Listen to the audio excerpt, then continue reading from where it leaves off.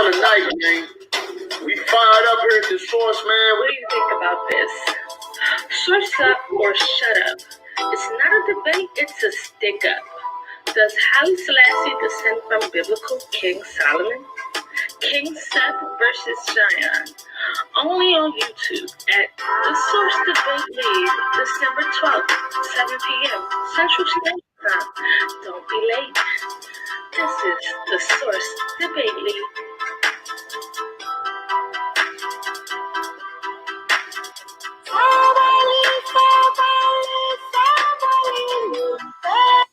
Are you ready? Yo, we back. SUC in the building. As promised, we delivering on the debate, people. Tonight, we got Kyng Seth, the middleweight champion, versus Xion with his debut on the Source Debate League. And tonight's topic is on Halie Selassie, and does he descend from the biblical King Solomon? We got our judges. We're going to introduce Chris first. Chris, open up your mic and let the people know who you are.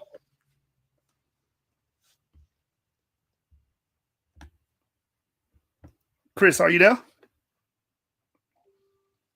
All right, we got Elder Uriah in the building. Shalom, family. Peace, I'm here. I didn't know I was on mute. I was talking my way out. Yeah, what's going on, y'all? How y'all doing? Peace to Source Debate League.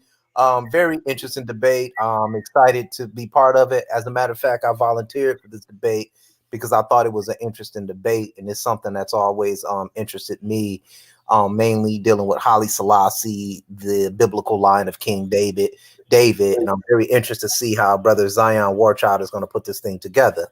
So he seems like a very intelligent brother. I know my brother Kyng Seth gonna bring it, aka the Silverback. Team Heretic in the building, and let's make it happen. All right, Elder Uriah, tell the people who you are. Man, shalom, family. Giving all praise to Yahweh Bashem, Yahweh Shai. Hey, we back here, man, on the Source. Glad to be a judge here. Shout out to Chris Harris. Hey, shout out to Jeshu, the host tonight. Shout out to Team Harry, Kyng Seth. Shout out to Xion. Hey, shout out to all the judges that's on the panel, man. This should be a good debate. I also volunteered for this debate because I thought it was a good topic. It was sort of refreshing to kind of, get into some good topics, that we usually hear outside of this. So I thought this was a good topic to really engage in. So I'm very familiar with the background and the history of Halie Selassie. So I really want to see what they got, man. Shout out to Yeremiah who say the Yah. Please say the Yah. Peace to you, family. Shalom. So again, man, hey, let this be a good debate. These brothers are already fired up and ready to go. So peace to you, family. Shout out to the Source Debate League. Appreciate it. We got the CEO in the building. Hey, man. Yo. Hey, man, look, man, I've been fired up about this all day, man. Right. Hold on 1 second, fam. I've been fired up about this all day, man. I'm excited to see this thing go down, man. You know what I mean? I'm excited to see what the brother Xion, boy, he talks a good game, boy. That boy Xion talks a hell of a game. And now thy time has come. Right. We wait to see how this thing is gonna unfold, man. But let me make this clear to everybody watching. You dealing with the most electrifying man in the debate and information. And the middleweight champion, Kyng Seth, you better put some respect on his name. Y'all gonna find out tonight, right, why this man is the champion. Understand that, man. So I'm excited to see what's going on. And I'll pass this thing back to the heavyweight champion, Jeshu. Hey, well said, man. These brothers was about to get into it before the debate even popped off. It's like two pit bulls, you know what I'm saying, trying to go at each other's neck. I'm like, oh, chill, bro. I saved it for the fight. You feel me? We also got another judge, my brother, Dorval. Let the people know who you are, family. Shalom, everybody. I'm looking forward to a good debate. Shalom, everybody that's watching. I'm looking to learn something as well. So I'm just looking forward to whatever information they can bring forth and good luck. And I hope your PowerPoints are on point. Your sources are on point, because this is the source. Don't be lacking and slacking with no mess. Want to hear no rhetoric. Want to see sources. So I'm looking forward to being a judge in this debate, and good luck to both of the participants. Well said, well said. And we also have a backup judge just in case if we have technical difficulties and they can't complete it. The sister you heard her vocals in the beginning, the beautiful vocals in the intro. Aaliyah, introduce yourself. Let the people know who you are. Hello, my name is Aaliyah. I'm just looking for a good debate, some great sources, and I'm actually looking to see if you guys can convince me a little bit with your argument. All right, man. With no further ado, let's introduce the Texas Rattlesnake, Kyng Seth, the middleweight champion of the Source. Let the people know who you are, family. Man, I'm the big bad boogeyman. That's why I am. The big bad West African. You understand? The gorilla, the silverback. I'm the one that's gonna beat on my chest, man. When these boys step up, I ain't never back down and ran from nobody. You understand? I'm still gonna be the middleweight champ. And watch this, Jashu. After I beat this dude, I got one more debate, and I'm coming for that belt, man. I'm coming for that championship. I need it. But today we gonna stick with Xion. You understand? And I'm finna go and fold him up like a little pretzel. You know what I'm saying? Make him back up like a little prophet. You understand? Texas out, baby. Kyng Seth. Kyng Seth, your reception is choppy, brother. So I don't know if you got the earphones on or what's going on now. Nah. Can y'all hear me good now? Yeah, you were sounding like one of the chickmunks, man. Yeah, man, you had a Earthside connection going on. I think I was too wide up, maybe. I don't know. Let me see. Can y'all hear me now? You good. Okay, bet. I'm gonna keep it like this then. All All right. right. Yeah, you good. You good. And we got the challenger making his debut on the Source Debate League, Xion, the War Child. Go ahead and tell the people who you are, brother. Go ahead. Peace. Xion. I mean, I'm a Firehouse representative down with the Source League right now to deal with this topic of Halie Selassie and the Solomonic dynasty. Right. So I'm looking forward to this because I think most people have a lack of understanding when it comes to genealogy and this whole topic. So I'm just ready to get it in. All right. Who going first, man? Who going first? Who gonna be the one to pop it off? Hey, I'll jump it off. I ain't doing no tripping. If you want to, hey, I'm the champ. If you want to go, you can go. If you want me to go, I'll go. No matter. All right, so I'm just going, you know what I'm saying, begin this whole topic off. The beginning of my PowerPoint is basically a couple of bullet points alluding to what exactly it is that I'm presenting here. So. All right, so you going first, Xion? Yeah. All right. So you, your 15 minutes starts now. Follow me. So, Halie Selassie, root of David and Jesse, the seed of Solomon. What does this mean when they make this assertion or this claim? How long is this claim going back? Are Ethiopians descendants of Israelites? Are Ethiopians descendants of biblical Israel? What is the evidence that supports these claims? Okay, so we have the genealogy of kings and descendants going back from Halie Selassie, the last emperor of the Ethiopian Solomonic dynasty, that goes all the way back to a character named Yakunu Amlak, Halie Selassie's father, Makonnen. Menelik I is the claimed descendant of King Solomon and the Queen of Sheba. Okay, so the whole tradition of the Amharic ruling class is based upon this premise. So, what is the history of this? What establishes this? Okay, we have a first century historian named Flavius Josephus, said to be born around 37 AD. This is around 4 years after the time of Jesus Christ or Yeshua. This man was a Jew and a Roman or Greco-Roman citizen. He made 3 volumes. One is called The Antiquities of the Jew. This is a very detailed history. He's a historian.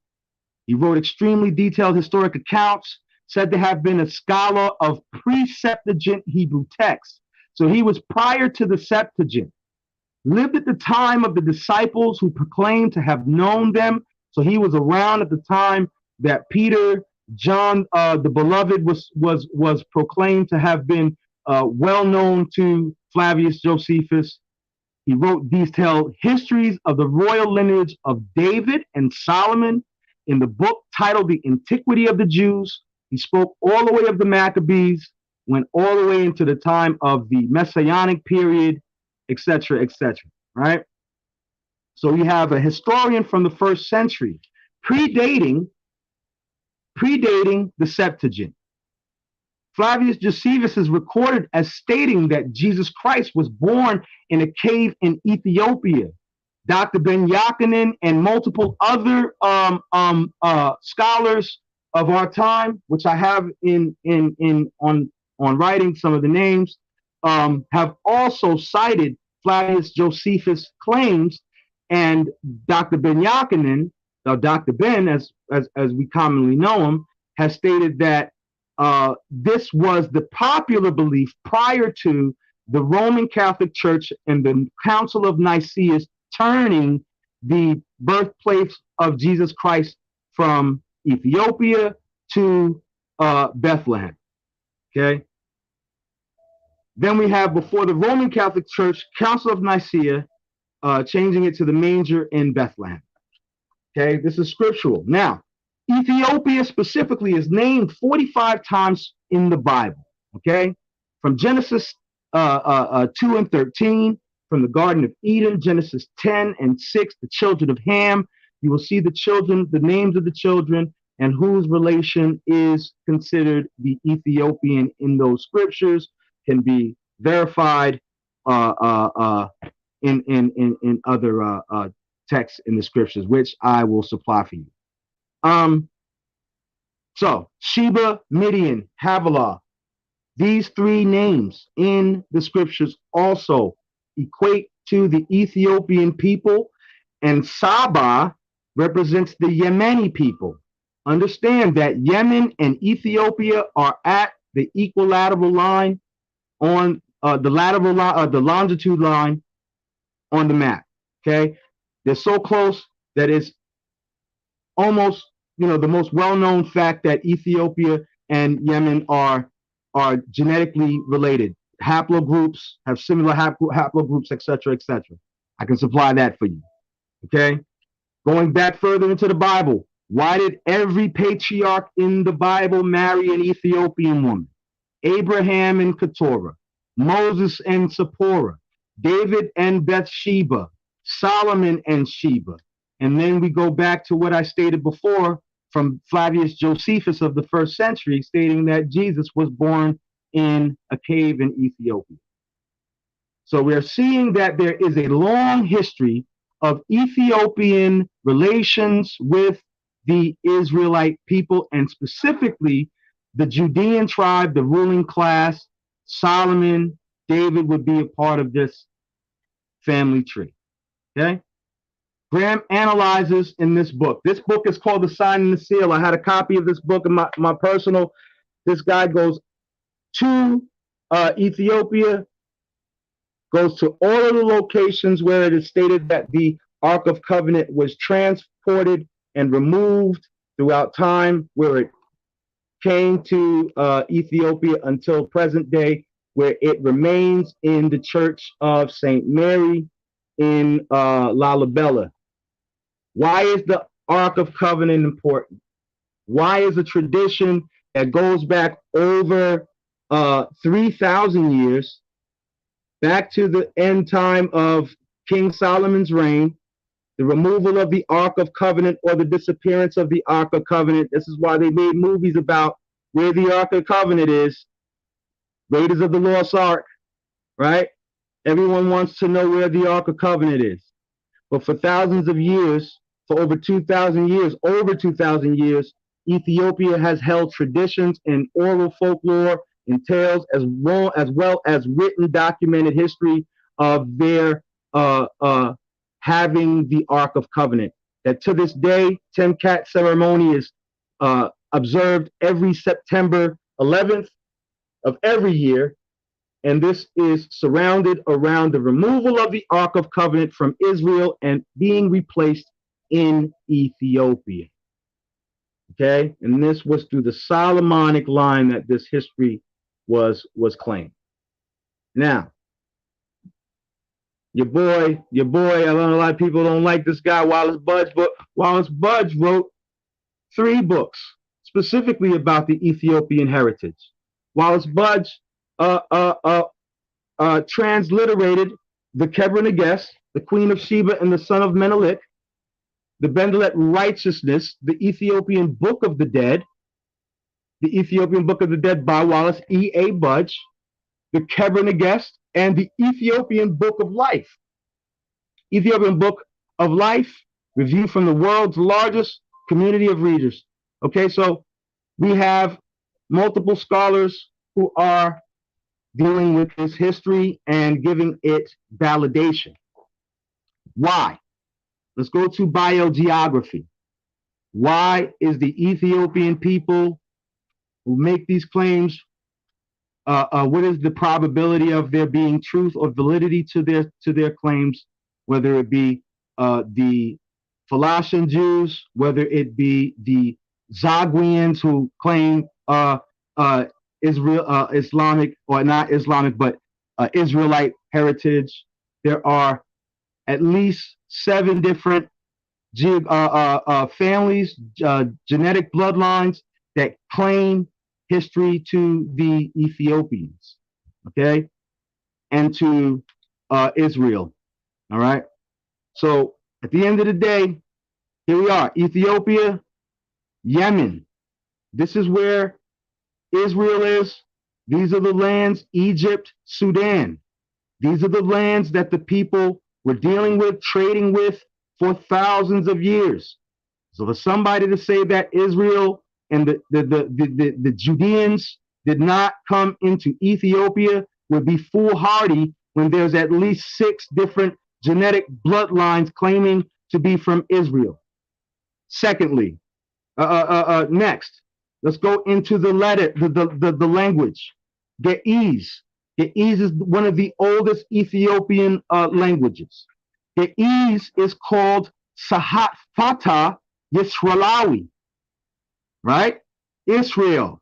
It's an adaptation of the Hebrew abjad for the Ethiopian Ge'ez language devised by Isaac Bayer. The Beth Asraeli community of Ethiopia had much of its culture destroyed during the period of the Gondor Empire, and all of the community's Hebrew texts were destroyed, forcing them to use Ge'ez biblical text. Okay, so you see here the letters of the Ge'ez in comparison to the Hebrew. They're not that far apart, and the sounds and the phonetics, the etymology of words are the same. So what we have here is a history going back further than simply the claim of Solomon and Sheba. We have a history going back further than the claims of Christianity, Ethiopia being the first Christian nation to accept Christianity. The history of the Solomonic Temple, Ark of Covenant, the different peoples, okay? So this is what I'm establishing here, that there's no way that you can deny that Haile Selassie is not a descendant and blood lineage family member of the ruling class of David and Solomon. And I concede.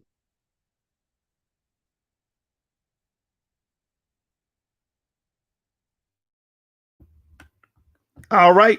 So that's his first round. You know you had 3 minutes left to go, brother. Are you sure you want to concede that? I'm good right there. I'm setting up my premise. All right. All right, man. Kyng Seth, he came with a solid round. You're gonna have to put in that work, brother. It's on you. Your time starts as soon as you open your mouth, brother. Kyng Seth, if you're talking, no one can hear you. All right, hold on, fam. I'm trying to share my screen right now. All right. I got you. I got my screen being shared. It's on the stream, brother. All right. Now what we gonna do is we're going to start from the beginning. Now, Jashub, I want you to let me know if I'm being choppy or anything like that. What we're gonna do, we're gonna start from the beginning of this fiasco, and we're gonna first 48 it all the way through 3 rounds. All right, we're gonna start with the scientific method in the beginning. Does Haile Selassie descend from the biblical Solomon? What I'm gonna do, Kyng Seth, will prove these claims. Stop. You glitching, brother. What are you? You got a headset on? Earphones? What's going on? Nah, I had it on my speaker. Can y'all hear me now? Yeah, that's way better. All right, bet. Now, what we're gonna do, we're gonna start from the beginning, and we're gonna first 48. First slide. All right, this is where they get this from. This is God's prophecy. So, how exactly did he come to be seen as God? They're talking about Haile Selassie. It all comes down to his coronation in 1930 and a prophecy made by Jamaican Black Rights campaigner Marcus Garvey. A decade earlier, Garvey had told his followers in 1920 they should look to Africa when a black king shall be crowned, for the day of deliverance is at hand. Imagine the copyrights of the reggae fans take part in Bob Marley One Love Festival for the Rastafari to commemorate and celebrate the life of Bob Marley. Now, let's go down to, let's see, right here. So when a black man called Rastafari was crowned in Ethiopia, many saw that as a sign the prophecy had come true. In East Africa, Rastafari, Chief Tafari, became Haile Selassie, power of the Trinity, almost 8,000 miles away from West Indies. Haile Selassie became God or Jah, incarnate and redeeming Messiah in Ethiopia, the promised land. In short, the Rastafari movement. Now, see, this is where all this comes from. You see what I'm saying? But take note. Kyng Seth, I hate to stop you. Kyng Seth, I hate to stop you, brother. I'm gonna give you an extra minute, but your microphone is messing up again. I don't know if it's your connection or you're getting back feed on the microphone. What are you using to speak in? Man, I'm talking on my laptop, man. I might just be talking too fast and loud. See, right now you good. That's the strange thing about it. You good right now, but as soon as you go in, we start breaking up and we start getting, you know what I'm saying, back feed on your mic. All right, well, all right, I lowered my mic. All right. Am I good now? Crystal clear. All right, now this is the justifications for the divinity of Haile Selassie. This is why they saying this is why Haile Selassie comes from the descendant or the Messiah of the Rastafari. Rastafarians use biblical names such as Lord of Lords, King of Kings, and Conquering Lion of Judah for Haile Selassie. These terms have been used throughout history to describe Ethiopian emperors, but with the crowning of Haile Selassie I, they were seen as evidence that supported his divine status. Lineage. Many Rastafarians trace Haile Selassie lineage back to King Solomon and the Queen of Sheba.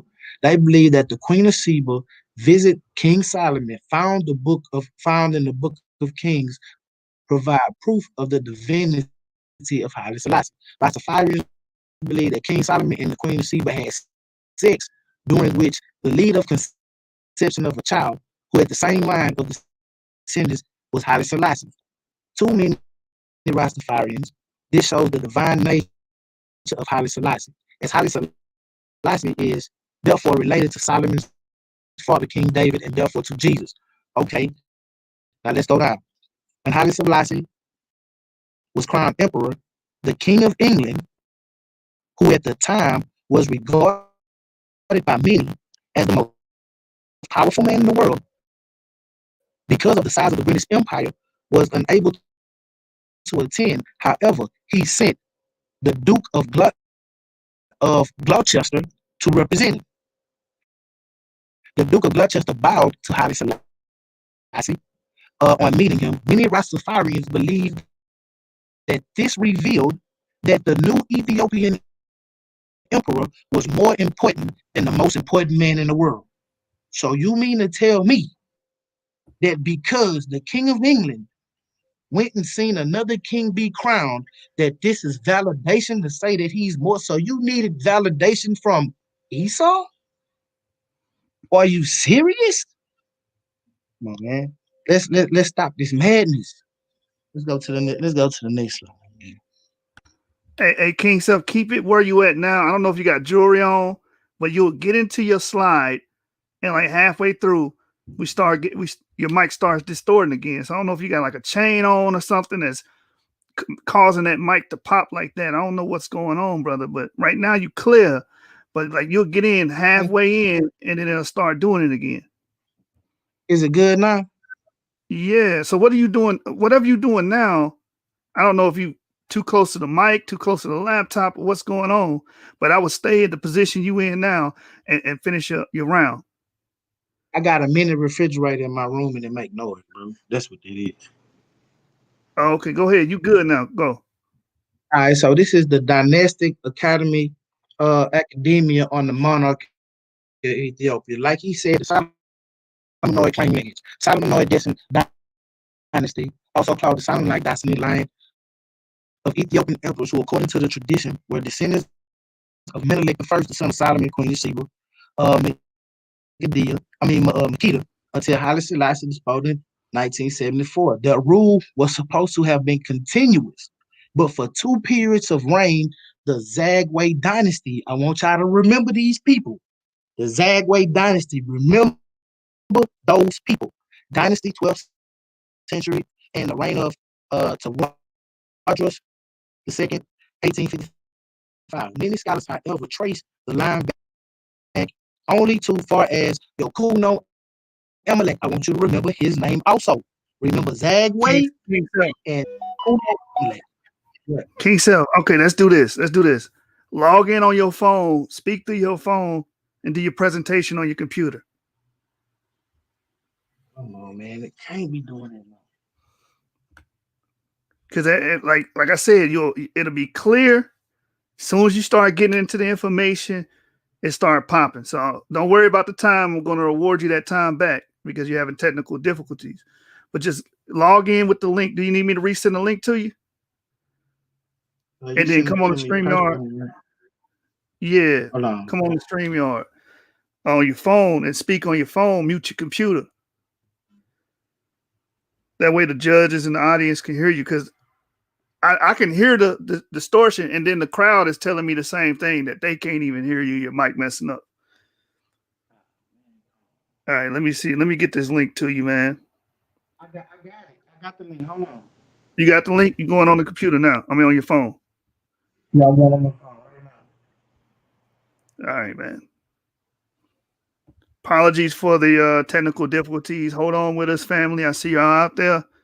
Hey, shout out to all the people that came and showed us love. Hit that like button and subscribe to the channel. You know what I'm saying? We curating content here. Hold on, man.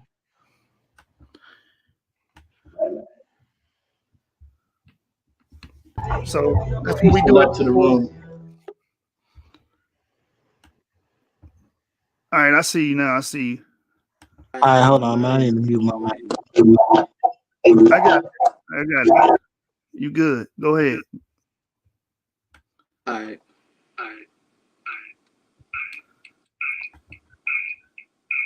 Am I being heard? You being heard, but you're echoing now. Are you good? Can y'all hear me now? Yes. I bet. The Solomonic claim lineage. Where I was, I told y'all I wanted y'all to remember Zagwe and the Yokuno Emelech, who accepted the throne in 1270. The genealogy of the Salmonids was first depicted in the 14th century work Kabra Nakash. 14th century, y'all. Now let's go over to the right. Zagwe dynasty 12th, 13th century. Zagwe dynasty, also spelled Zahu line, with the 12th and 13th century Ethiopian kings who combined the nomadic military life and impassioned desire to build monuments to their Christian religion. Their tenuous pretensions to succession based on the legendary magic of a daughter of the last Ascomite kings. I want y'all to remember them too. Ascomite kings. The line they disposed was subsequently confirmed by the church. It was confirmed by who? The church? Come on, man. In return for its support, liberal royal endowments were granted. So the church confirmed this to give them liberal royal endowments and grants and whatnot. Okay, now let's go to the next slide, man. The Zagwe dynasty origin. Descended mainly from the Agu, the Agu people, the house of Zagwe. Is there a house of Zagwe in the 12 tribes? I never heard of them. Originated in the district of Bugna, and its kings moved to administrative capital of Roha, now named Lili Labella, in the safety of their native Latash Mountains. The Zagwe kings ruled much of what is now northern and central Ethiopia, but any pretensions they may have had the control of hilly countries east of the Siwa Plateau. I want y'all to remember that word too, Siwa. Remember that. Siwa Plateau lapsed as the region was increasingly occupied by such Muslim states and Ifed and Hadir. Lilibel was best known in the Zagwe Empire, ruled in the beginning of the 13th century, and is known for building monolithic rock-hewn churches in the Zagwe capital, which was later renamed after him. Zagwe ruled destined in the short-lived and ended up in the 13th century. Yokon Emelech, a prince of the Amahara, incited a successful rebellion in the Siwa that the Zagwe king Yetberek was driven out and murdered. A new Zagwe king stirred up a counter-rebellion but was defeated. So the homie Yoko Emelech, he went and defeated the Zagwe king using with the Siwa people. Now let's see which king makes this first claim of being a descendant of Solomon. The dynasty of the Bastion in the Ethiopian Orthodox Church came to rule in Ethiopia on the 1262 BCE, August 10 AD 1270, when Yokuno Emelech overthrew the last ruler of the Zagwe dynasty. Yokuno Emelech claimed direct male line descendant from the old Axumite royal house of the Zagwes had replaced the throne. Menelik II and later his daughter Zewitdu would be the last Ethiopian monarch who would claim uninterrupted direct male descendant from King Solomon and Queen of Sheba. Both, at first when I read, I thought that was Esau, but I was like Esau. And the Emperor Halie Selassie were in the what line? The female, let's look at that again. The female line. Halie Selassie in the female line. What is his father? I thought, ain't that's what the Bible for? He is what his father is. It says it right here. Halie Selassie is in the female line. Okay, we gonna say that's minor. We gonna say that's minute, and we gonna keep going. What it say through his mother, Zerag Memelech, and Halie Selassie through the paternal grandmother, Timranek Halie Selassie, the male line through the descendants of Menelek's cousin.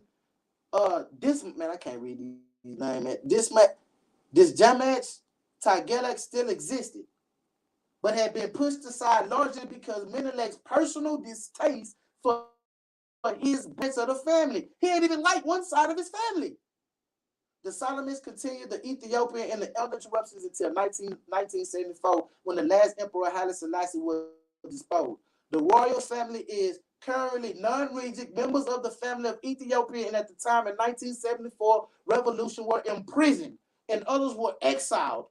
The women of the dynasty were released by the Zereg dynasty and imprisoned in 1989. Now we know. Let's continue, man. But I'm just saying, man. Your Messiah locked up. Yoko Ono's claim to this lineage. Rise to power of what is known about Yoko Amalek is based on oral traditions. The medieval hagiographs. Yakuno was educated in the late highest Ephesus monastery near Abbasil, where later medieval hieroglyphs state Saint Timelech, Saint.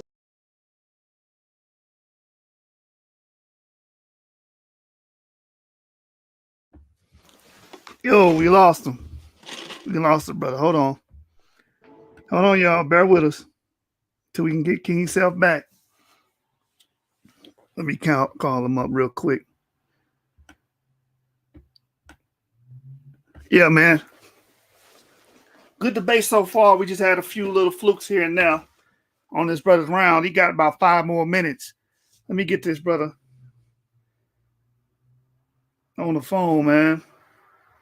We apologize for the technical difficulties, man. I'm glad y'all hung in there. We see the complaints in the comments. It's cool. We rocking though, all right? Just hang with us, man. Hang tight. We get the brother in here, man. He got 5 more minutes before we before his round concludes. And this brother Xion is sipping wine. Hey, this brother still think he on. Hold on real quick, man.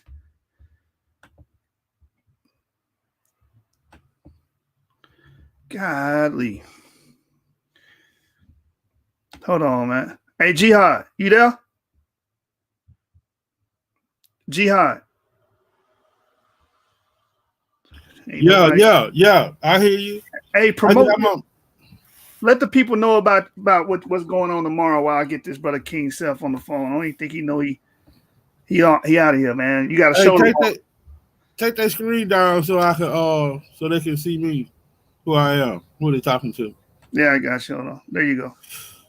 Yeah, man. This is your boy Jihad going hard in the yard with a bad report card, man. Johnny Cochran of the source, Johnny Cochran of the Holy Prophet, man. You know what I'm saying? I want to give a shout out to my brother Yashar, man. 10 toes down, tanks on the ground, man. 10 toes down, tanks on the ground. To my brother Joshua, to my brother Please Say the Yah, and to my brother Kyng Seth, man, for all the hard work I put in. You know what I'm saying? But tomorrow night, man, at 7 o'clock tomorrow night. You know what I'm saying? I'm gonna put the flyers in the back chat or try to share them. You know, but tomorrow night at 7, man, the title of my presentation is going to be, "In this sign, you shall conquer. In this sign, you shall conquer." You know what I'm saying? It's going to be great, man. We're going to have fun, man. And what I'm going to be doing is I'm going to start with Adam, because people don't know that Adam was a prophet. Adam was the first prophet. Okay? I'm going to clear all the prophets' names. Adam was the first prophet. And his only rule was, don't mess with that tree. He was the first prophet. So I'm going to go from Adam all the way to the prophet Muhammad. And I'm going to clear all the prophets' names of all the children that they say they had, of all the evil that they said they done, and all the misconceptions. All right, Jihad, we got him back. Yeah, tune in for that tomorrow. But we got Kyng Seth back, so we're gonna let him come back in and start off where he left. You got 4 more minutes, Kyng Seth. Yeah, why was man?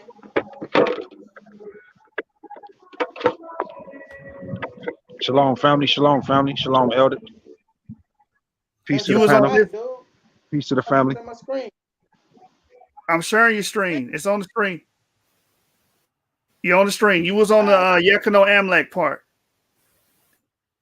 I was still on this slide. Yeah, when you cut off, you didn't finish this slide. Okay, big. What I was saying was I was right here where it said there was also the story related to both the life of Issachar Ma'at and the Belel Nagats that the rooster was heard to prophesy outside of the house of Zagwe king for the 3 months that whoever ate his head would be king. The king then had the bird killed and cooked. Can he hear you? I can't hear him. Come on, man. No, you good, Kyng Seth. You good. We can hear you. Go ahead. Keep going. I can't hear him. I can't hear him at all. Who's saying it? Xion? Yeah, I can't I can hear him fine. Damn. I hear absolutely nothing, y'all. I don't even know what he's saying. Yeah, the crowd, the audience is saying they can hear him. Leave out and come back in, Xion. All right. Man, I just do next round. You ended your round? I mean, I don't even know how much time. I don't even know if people.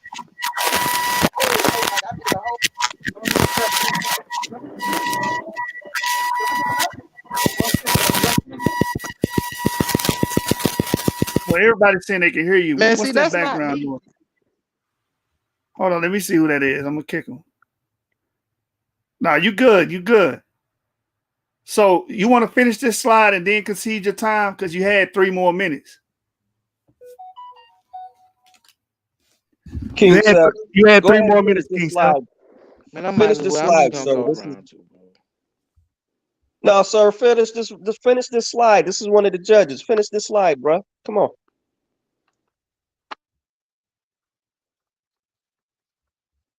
I don't even know where I'm at, bro. All right. Well, you can concede it, man. You can concede it. We just. All right, man. What it is, man? I hear you now. I hear you now. Go back to what you said because I missed it. Please. Damn, man. I missed it. I had to come back in the room. I couldn't hear nothing until just now. No, but he was trying to concede his round and he dropped off. He just dropped off? Yeah. Hold on.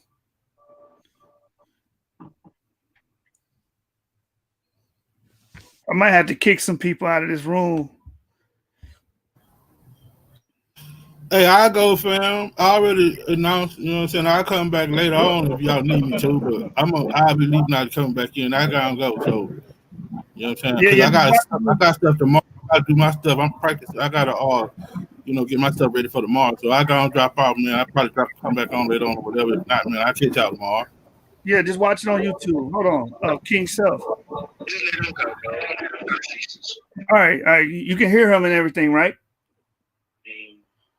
Can you hear it from your computer?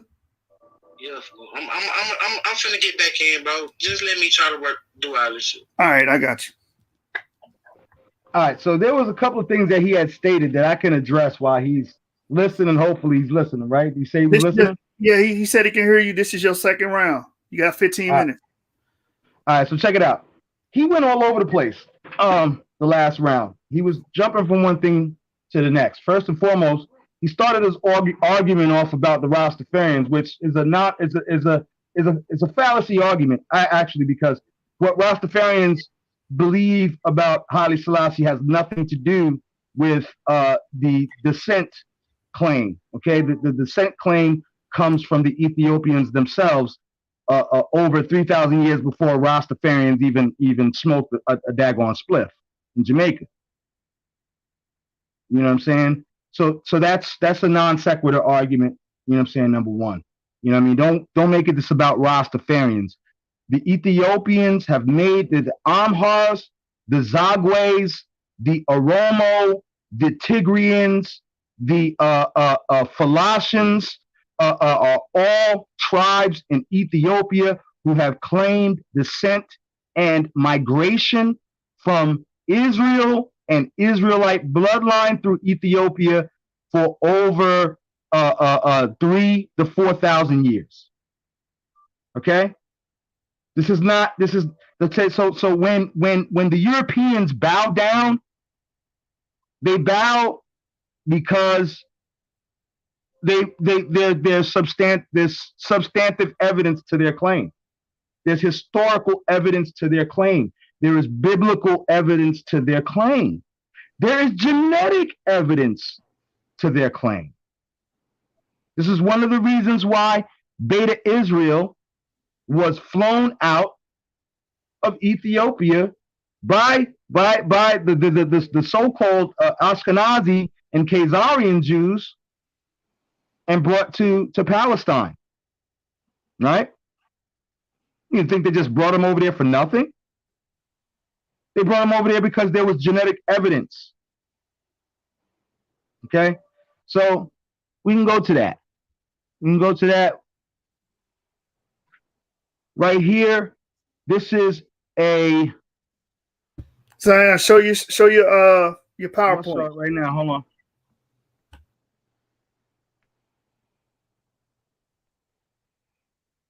All right, Yeshua, can you hear me? Yeah, you loud and I clear. hear you too, bro. I hear you. Good shit. Hold on. All right, so this is from AMJ Hum Gannett, 2004, November 7th, 7/5, whatever, published online, etc., etc. Ethiopian mitochondrial DNA heritage, tracking gene flow across and around the gate of tears. All right. Now we're going to get into genetics. Approximately 10 miles separate from the Horn of Africa. 10 miles separate from the Horn of Africa, from the Arabian Peninsula at Babel Mandab, the Gate of Tears. Both historic and archaeological evidence indicates tight cultural connections. Over a millennia between these two regions, high resolutions of phylogenetic analysis of 270 Ethiopian and 115 Yemeni mitochondrial DNAs was performed in a worldwide context to explore gene flow across the Red Sea and Arabian Sea. 9 distinct subclades, including 3 newly defined ones, were found to characterize the variations of Ethiopian and Yemeni L3 lineages. Both Ethiopians and Yemenis contain almost equal portions of Eurasian-specific M and N, and African-specific lineages therefore cluster together in multidimensional scales plot between Near Eastern Sub-Saharan African populations, phylogenics, identification of potential founders and haplotypes. Revealed that the approximate 1/2 of the haplo LO and L5 lineages in Yemenis have close to matching counterparts in Southern Eastern Africans. Okay, so we're going to show you how transmigration and the genetic flux of these haplotypes went first from the Ethiopian plain upward into the Middle East, into Yemen, into Israel, into Canaan, into Mesopotamia, into Iraq. These groups are genetically related. Previous studies about the genetics of markers of Y chromosomal haplogroups. Now, you made an argument about the female genetics, okay? One of the problems with that is because there were certain traditions maintained by the Ethiopians that was slightly different from the Israelites of the north. And so you had Ethiopians who practiced Judaism beyond Christianity. Now, Christianity being introduced into, first claimed to be introduced into Ethiopia around 400 or 300 BCE by there was like ambassadors that were coming from Syrian ambassadors. Okay, you'll find that on Wiki. Okay, that's not, you know, big citations, but okay. So they say that the Syrian Christian ambassadors came in and Ethiopia became the first Christian nation, but prior to them becoming Christian, they were Jewish. Okay, they practiced Judaic traditions. Even to this day, the Yemen, the Falasian Jews still practice sacrifice and all of the traditions of the Old Testament, while Orthodox Jews of Israel do not practice any of these things. And the Israelites, the Falasian Israelites in Israel are ostracized for using any of these old traditions that were spoken of in the Bible. Okay, so you have a history of Judaism. You have a history of the cultures, even Yemeni. There's Yemeni Jews. There are Somalian Jews. There are Egyptian Jews. There are blood lineages that existed that went far beyond the time periods of Yakuno Amlak. Now, when we talk about Yakuno Amlak, talking about the 12th century, yes, but Yakuno Amlak's destruction of the Zagwe dynasty. Understand this: the Zagwes were also proclaimed Jews. They spoke Ge'ez. Ge'ez is Semitic. Ge'ez is a patois version of Hebrew and the cuneiform. All right. So we have these early languages. Your boy Josephus, The Antiquity of the Jews. Dude wrote extensively. He wrote extensively talking about Moses and the building of the Ark of Covenant. What is the importance of the Ark of Covenant? Why is it important that the Ark of Covenant is in Ethiopia? Go back to the Greeks. What did the Greeks say about ancient Ethiopia? Ancient Ethiopia, Romanized Ethiopia, Ethiops, also known as Ethiopia. First appearance in a geographical term in classical documents in reference to the Upper Nile region, as well as certain areas of south of the Sahara Desert. That is exactly what the genetic science was telling us over here with the haplogroups. Exactly, right? So let's go back. Classical antiquity, Africa, Libya. Okay, Libya is modern day Cyrene. Simon of Cyrene was a Libyan, according to scripture, according to theological historians. Biogeography lets us know that it is not unbelievable that the people of these lands traversed and communicated, intermixed, amalgamated, and traded with each other. Let's go back to my PowerPoint. Let's go back to the map. Okay, let's go back to the map. Bam. Ethiopia. They said there's a 10-mile distance between Ethiopia and Yemen. Can't tell me they weren't family, bro. Yemeni Jews.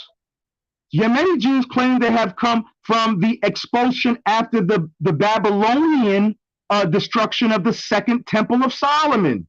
Why is there a Temple of Solomon if there's no Solomon? Let me ask you this question. Why are there 3 books attributed to King Solomon in the canonical text of the Bible? Okay? Proverbs, Ecclesiastes, and the Song of Solomon. These could be claimed to be attributed by some other person, but the problem is that we're getting a translation and a transliteration of names and words that are not correct, but have an actual history, a folklore that goes back further beyond, all the way to Egypt, all the way to Nubia, all the way to Kush. And these things are explicitly stated in the Old Testament in Genesis, right? Genesis speaks about Genesis 2, Genesis 10, 6 through 7, the children of Ham. How do we know that the children of Ham are Ethiopians or Cush? They say Cush. Cush also represents the same people of that region.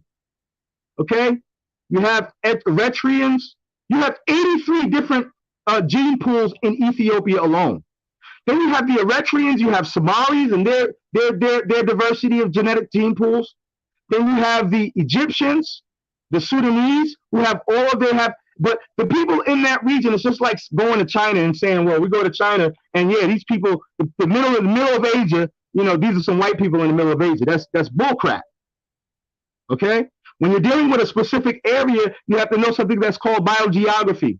Biogeography states that people who are living in a specific area, close-knit area, are going to mix, and they're going to have the same similar environmental stimulus that causes them to have similarities. They're going to have cultural similarities because they're going to trade between each other. It is a specific region. They have their origins coming from each other's histories and such and such.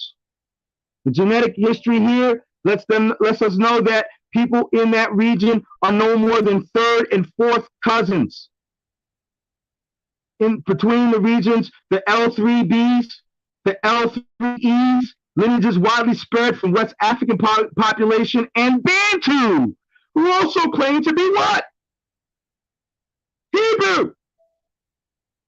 So are our people lying or are we flying? We over here with the statistics. We let the haplogroups right here. Okay? Let me bring it back all the way to the end and what their conclusion was after this whole study with the M1, M1C, M1A. The conclusion was, in summation, Ethiopian and Yemeni material lineages can be seen as composites of both sub-Saharan and Western Eurasian. That's talking about, see, what they're trying to do is let you know that there is those so-called genetics in the J types, right? The Jewish bloodlines. Proportion to both sides of the Red Sea on the surface suggests very extensive bidirectional gene flow between the two areas. Readily supported elements of composition. And so what's my point here? Where's my point? My point is that when we have a history going back over 3,000 years, we have archaeological and historians coming from the 1st century stating the connections. We have the Greeks who are literally stating in this Greek one. Hold on, let me find that one for you. Make sure that you got this one clear. You got 1 minute remaining, brother. All right. So dude goes into Aethiops and speaks specifically of the woman called Candake, which is in the Ethiopian. Candace is the Queen of Sheba. So we have 1st century Greek texts talking about the Queen of Sheba and her relationship to King Solomon. And so I'm gonna move on and I'm gonna concede, and then I have a couple more points, but a lot of his argument was off. A lot of your argument was empty.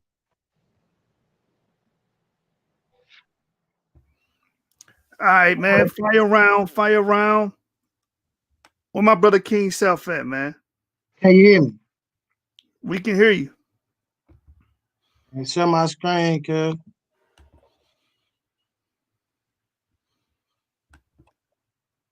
All right, it's up there.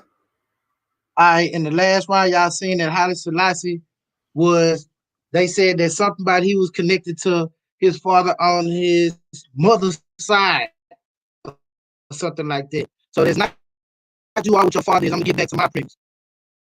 Now, in this one, in 1 Chronicles 3:10, which everybody should know, this is the descendants included. This is the descendants of Solomon.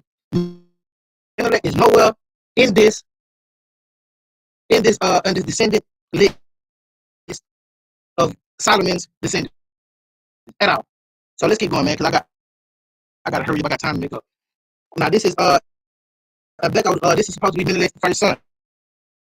And Beto Menelik was born in Angola near the breed Berhan Shiwa. I want y'all to remember that. Shiwa. Like I said last time, let's go. I ain't got time to read the whole bottom of it. You know what I'm saying? Get through. Let's go to the next slide. All right. This is the house of Shiwa. This is, if you can see my arrow, this is Emperor Menelik II right here. Dude sitting at this dude that I had sitting on the throne. Here's Halie Selassie. Do y'all see any Solomon? Do y'all see any queen of some so-called Sheba? No, we don't. Is there a house of Sheba in the 12 tribes?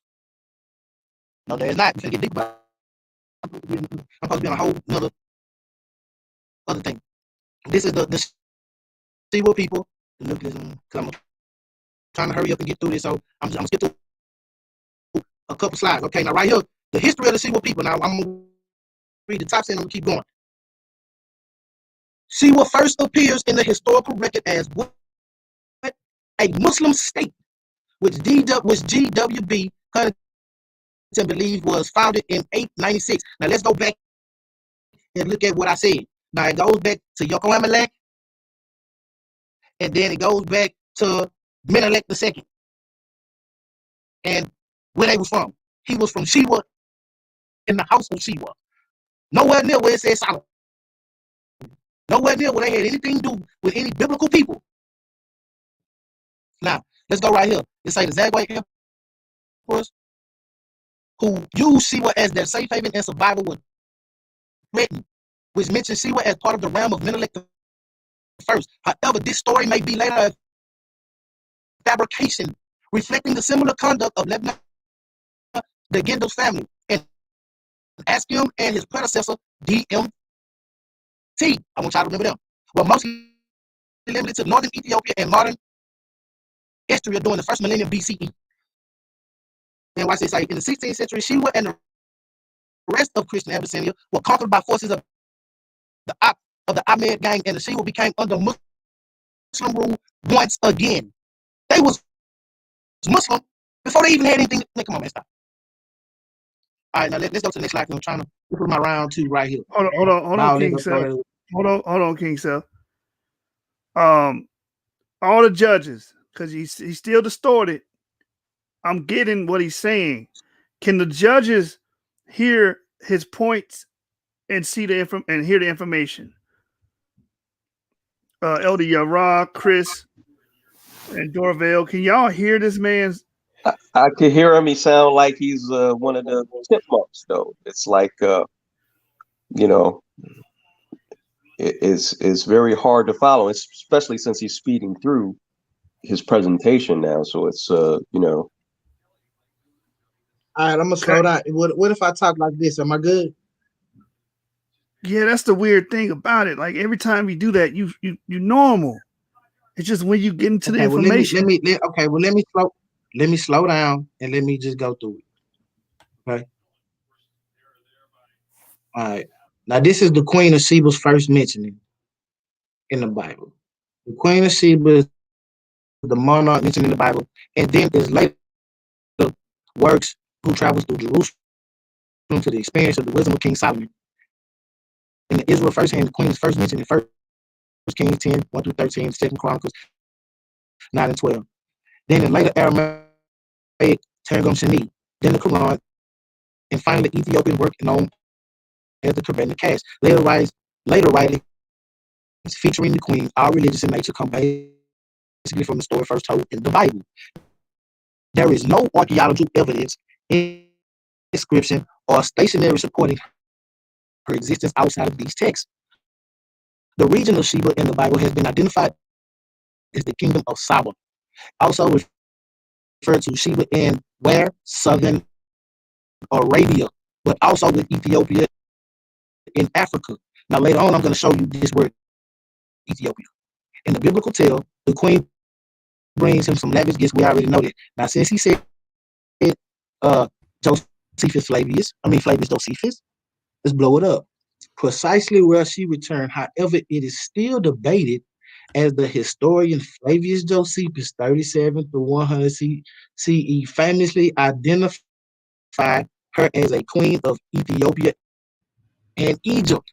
But the probable and most commonly accepted dates for Solomon argue in favor of a monarch from southern Arabia, even though no such monarch is listed as reigning at that time. So they got the time periods mixed up. Somebody making something up. Am I still being heard clear? Hey, Kyng Seth, Hello? hold on, Kyng Seth. You keep chopping up, brother. Let's do this. I'm gonna call you on Facebook and see if I can make it You know clear. you just shot yourself in the foot, right? You know you just Hold shot on, yourself Zion. in the foot. Hold on, bro. Hold on. I Say don't that know for what's your round. happening, man. Say that for your round.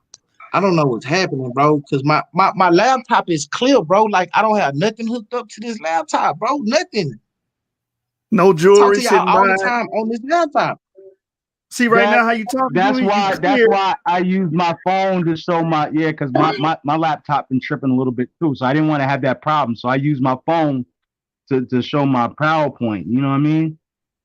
Look, It let's try seems to. like I as can't soon as use That you way show there's your no just let me PowerPoint, your PowerPoint must be just let me doing go. something, because as soon as you get into your PowerPoint, that's when your sound is messing up. Because you sound fine when you're not into your PowerPoint, but as soon as you start getting into your PowerPoint, that's when the sound issues is coming.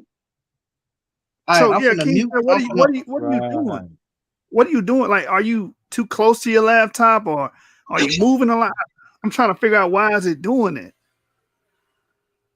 Bro, Because when you just talking to us, it's normal. I'm not doing nothing. Maybe I don't know. He got Maybe if I got his can auto if I tune sit on. back, Turn hold the on, auto bro. tune off, bro. Come on, bro. I'm trying to see if I can talk, man. Or maybe if I sit back like this or something. I Yeah, mean, you can y'all sound hear me? good now. You sound perfect now. Okay, well, let me go through it then. Just tell me when I'm messing up. Go Now, ahead. problems with the queen. The debate concerning whether the queen came from Ethiopia or Arabia has been going on for centuries and will no doubt continue, even though there is no hard evidence said queen even existed. Those who argue for an Ethiopian queen claim that she reigned over the king of Axum, but Axum did not exist during the reign of Solomon, nor even when the book of Kings was compromised. Composed. My bad. Axum only existed as a political entity 100 C to 950 CE, supplanted or evolved from an earlier kingdom known as DMT, which was influenced by a Sabian culture of southern Arabia, not Ethiopia. Let's go to the next one. If not the biblical queen Sheba, then who?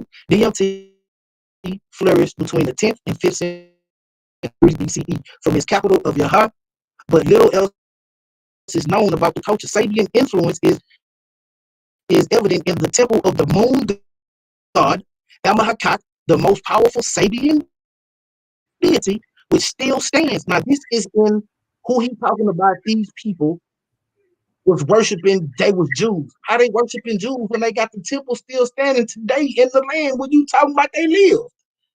The most powerful Sabian deity, which still stands. Scholars are divided on how much the Sabians influenced culture on DMT, but the existence of the temple and the linguistic similarities indicate the significance of Sabian presence in DMT. This should not be surprising since Saber is growing in power. Now, let's go to the bottom paragraph. It is possible then that the Queen of Sheba was a Sabian ruler of DMT, and that her legend then became associated with Ethiopia by the time Flavius Josephus was writing. It is probable, however, that the association of Saba with DMT led later historians include Josephus to claim the journey from Ethiopia when she actually came from Arabia. There is also, of course, the probability that she never journeyed from anywhere to anywhere because she never existed. But the persistence of her legend grows. Let's go to the next slide. KJV, everybody knows the story of her going. She goes out there with a lot of stuff and presents it with hard questions, and she goes, well, I hope I don't go through that. A lot of timelines don't add up. Now, book of Kings and King Chronicles Seth, King Seth, relates to the story of the king. King Seth. Wow. I'm What's up? sorry for stopping you, brother. How about you call me and I have the mic on? I just have you talk through my phone. You know what I'm saying? All right, that's a And, bit, bro. and let my mic pick up because it I don't know what to do. I mean, neither, You know? bro. I mean, maybe because I got it on YouTube. Do you think because I got the YouTube on my TV? It's not playing, is it? Yeah, I'm playing. I'm watching it live. I got it on my laptop and my TV. Yeah. Pause that. Maybe that's it. I'm not sure that might work, but let's try that. Let me turn it. All right, let me turn the TV on, man. All right, let me turn the TV on. Yeah, you might be eating up too much I'll turn the TV bandwidth. off. Must be. I got too many lines going. All right, can y'all hear me now? Probably. Yeah, you sound good now again. I bet. I bet. It's saying, all right, in the Book of Chronicles relates the story of the queen's visit, and is upon these works whoever sources the author of King's work from. Later versions of the story based according to the biblical tale. Once Solomon became king, he had asked God for wisdom of the ruling of his people. Okay, we know all that. Okay, I'm gonna go down. What I want y'all to see is I want y'all to see this. The bottom paragraph here. The 120 gold talents would amount to approximately 3.6 million in present day. And this kind of disposable wealth would certainly be in keeping with the influence of Sabian monarchy, though not necessarily during Solomon's reign. The mention of the great amount of gold, and especially the abundance of spices, certainly suggests Saba, whose main source of wealth was the spice trade. But evidence suggests Saba was most prosperous only from the 8th century BCE. Come on, man.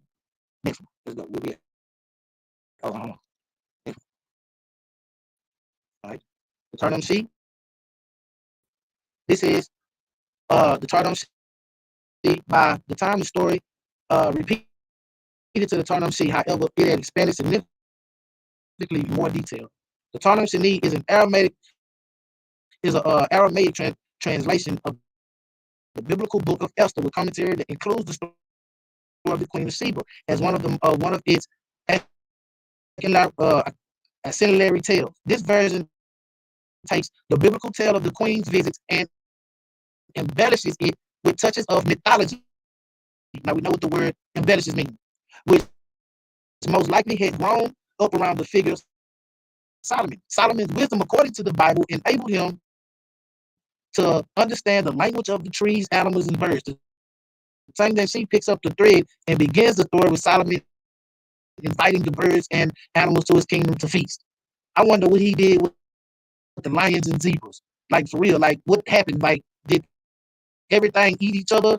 And then watch this one. The creatures all gratefully accepted the invitation, except the woodstock, who declined, pointing out that Solomon is not as great a monarch as the Queen of Sheba and does not deserve this level of respect.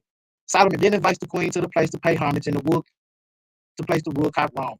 And in order to make a great impression on her and her spirits, to command transport the queen's throne to him, when the queen arrives, she's suitably impressed, walked across the floor of glass and seemed like water. So he transported the woman's throne to his place. Now let's keep on this. I don't know how much time. What is the Targum sheet? The Targum Shani. The Targum Shani comes from a genre of rabbinic literature known as the midrash commentaries and the interpretation of scripture. Now let's keep going. I'm you know what I'm saying? I know I probably got that much time, You but got 2 hopefully. minutes left, Seth. You got 2 minutes left. All right, 2 minutes bit.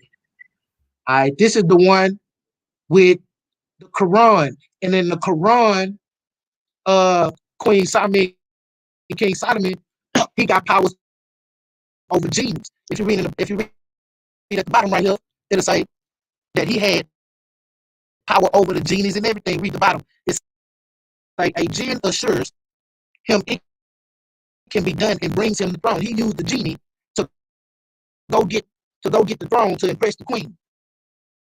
Now that's just crazy. You know what I'm saying? like he using genies now? I thought genies was demons. All right, now this is the one that he want to read out of. In the Kabbalah cast, the Ethiopian story is retold but developed further here. The queen's name is the Makeda, ruler of Ethiopia, who is told through the wonders of Jerusalem of the Solomon's reign by a merchant named Tarim. Now let's get back down there. I want to get down to the interesting part. It's a Makeda. It's a what Solomon commands a great feast to celebrate Makeda's visit before the departure, and she spends the night in the palace. Solomon swears an oath that he will not touch her as long as she does not steal from him. Makeda agrees, but in the night becomes thirsty and finds a bowl of water which Solomon has placed in the center of the room. She is drinking the water when Solomon appears and reminds her that she swore she would not steal, and yet she is drinking his water without permission. Makeda tells him he can sleep with her since she has broken her oath. First of all, why is you lurking in this woman's room? Why did you put this bowl of water in the middle of the room? She can't drink water. She's stealing water. So you just lurking in people's room. The king standing behind corners and doors, jumping. Aha! You drinking water? I got you. Now you got to sleep with me. Come on, man. Stop. This is not how this went. Now we can read this and see that this is made up. The king is just lurking behind corners and jumping out. Time. Now, there we go. Right there. Time. Oh man. Good information. Fire around. Hey man, Xion, he just made Solomon look like a trick, man. Come on, man. What's going on? Talk to me. It's on you when you start. Xion, are you there? This is round 3, bottom of round 3. I'm coming right now. All right, so let me see what I can do right here. I'll show you something. Number one, he messed up. Okay, because what he's doing is either he's ignorant of who the Sabians are and what South Arabian means. This is why, like, he keeps running right back into stuff that I've already spoken about prior to him, regurgitating things without understanding what he's talking about. So when we talk about the Sabians once again is Yemen. Southern Arabia. He said Southern Arabia, did he not? Did he not say Southern Arabia? What is Southern Arabia? Let's see. Okay. Again, I'm going back to the same document that I was dealing with before. This is a peer-reviewed document this is a governmental site dealing with genetics, Ethiopian mitochondrial DNA, 2004 of November, right? So here we go. Let me see. Who's the author of this? M.J.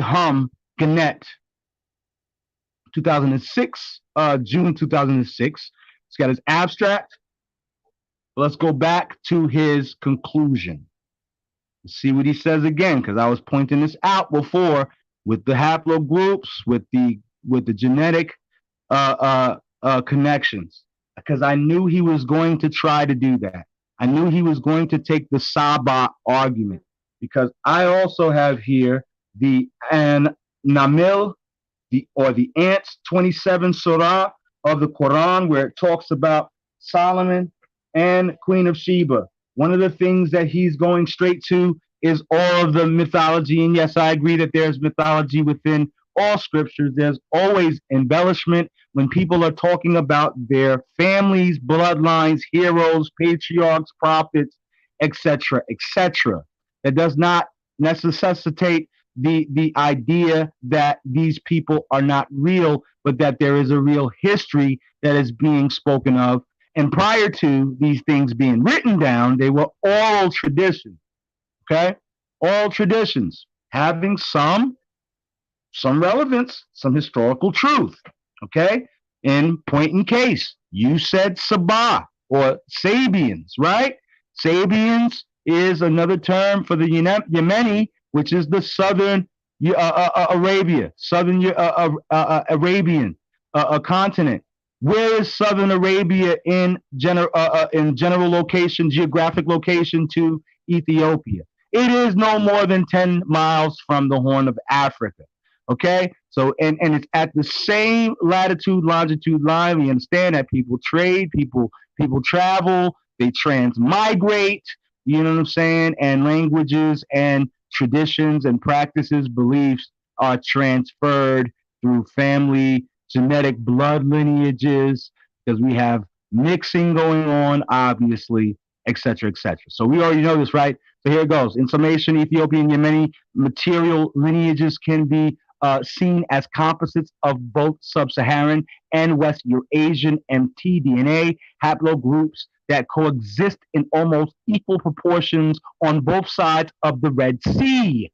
That's between Africa, West Africa, Egypt, Sudan, Ethiopia, Somalia, okay? And South Arabia. That's what between both sides of the Red Sea. That's what that means, right? So readily supported historic narratives as well as quantitative population statistics, right? Founder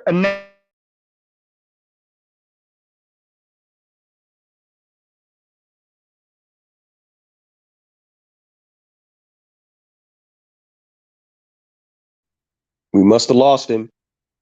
Hey, Zion, are you there? Boy, I thought I was tripping. Zion. Y'all still hear me? Yeah, I can hear you. Yeah, you don't sound like a chipmunk right now.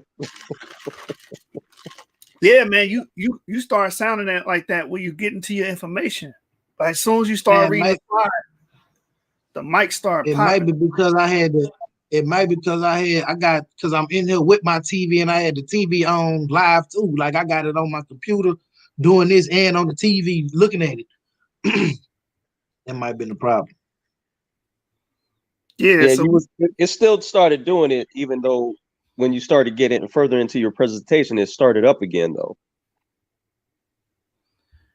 Yeah, man. And I don't know. Try using your phone. Third round and question and answer. Use your phone. I got to try to get this brother back on. Hold on, y'all. Let me see if I can get him. I don't want no dead air. You know what I'm saying? This is what I'm gonna do until you get back here. I don't want no dead air. I need to call this brother.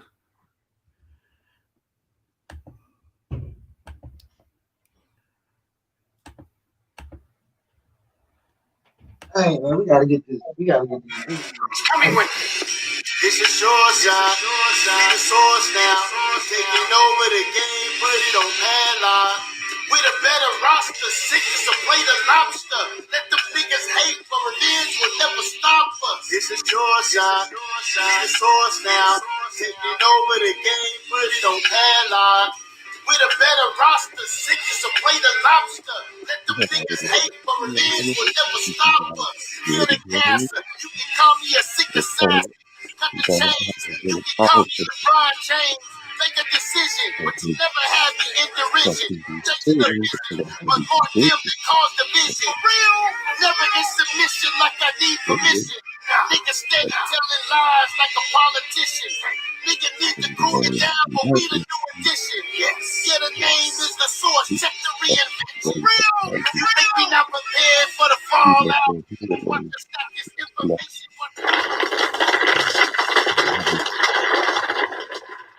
Let's see here.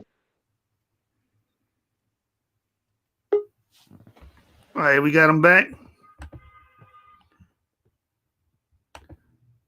Let's see if we got the brother back. That's Kyng Seth. Yeah, I can hear you. Can you hear me? Yeah. I can hear you, but where the brother at? I'm trying to get him back on here. I don't know. I just hope I don't start messing up.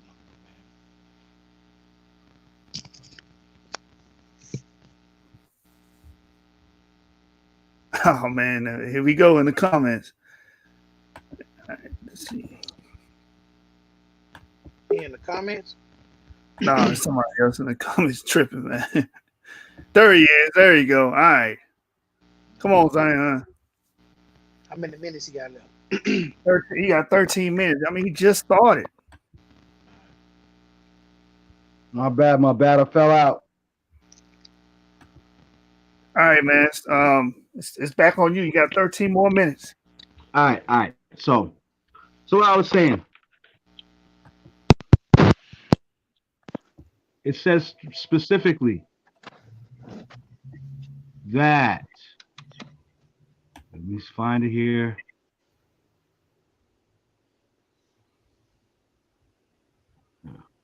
Go back. Okay. So what it says here is that these genetic lines. Show your source, brother. I'm trying to get it. I'm trying to get it to load right now. I had it up just a second ago and I got lost. There you go.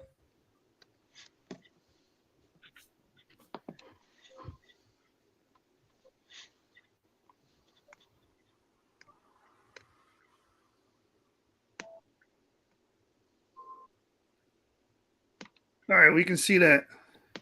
Okay. Hold on. 1 second. 1 second. Here we go. Just waiting for this to load up real fast. Who got the PlayStation on? I can hear the PlayStation in the background. That's me. That's what I do in my off time. Okay, so mitochondrial DNA and heritage. When he started talking about females, right? He started talking about, oh yeah, well, Halie Selassie from the mother's lineage, the grandmother's lineage, the grandmother of Ras Makanen, and he's correct. Okay. Yeah, Halie Selassie was not supposed to inherit the throne, nor was there any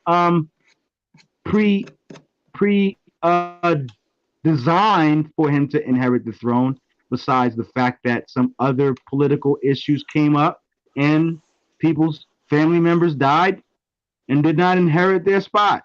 Lidyasu, the son of Ras Menelik, Menelik II. Menelik II was the emperor, and his son was supposed to usurp the throne. He was supposed to inherit the throne, much like King David or King Solomon or Saul and Jonathan, right? So here we have a history. If you really read the history of the Ethiopian feudal empires, you'll find that the traditions of the Bible are there. Okay, the stories are much the same. So here we go. I'm gonna go back to what I was reading before to smack you in the face with this piece of information, because when you keep on bringing up the Sabians, what you're either doing is being disingenuous or you don't know what you're talking about. What is Southern Arabia? Yemen. Mitochondrial DNA, that's the mother's genes. You're talking about the mother's genes and stuff, trying to diminish Halie Selassie's ability to reign as an emperor according to the Solomonic dynasty. So what you're saying is, well, even if the Solomonic dynasty is real, he shouldn't have reigned because he didn't come from that wasn't his daddy. That's a terrible argument, brother.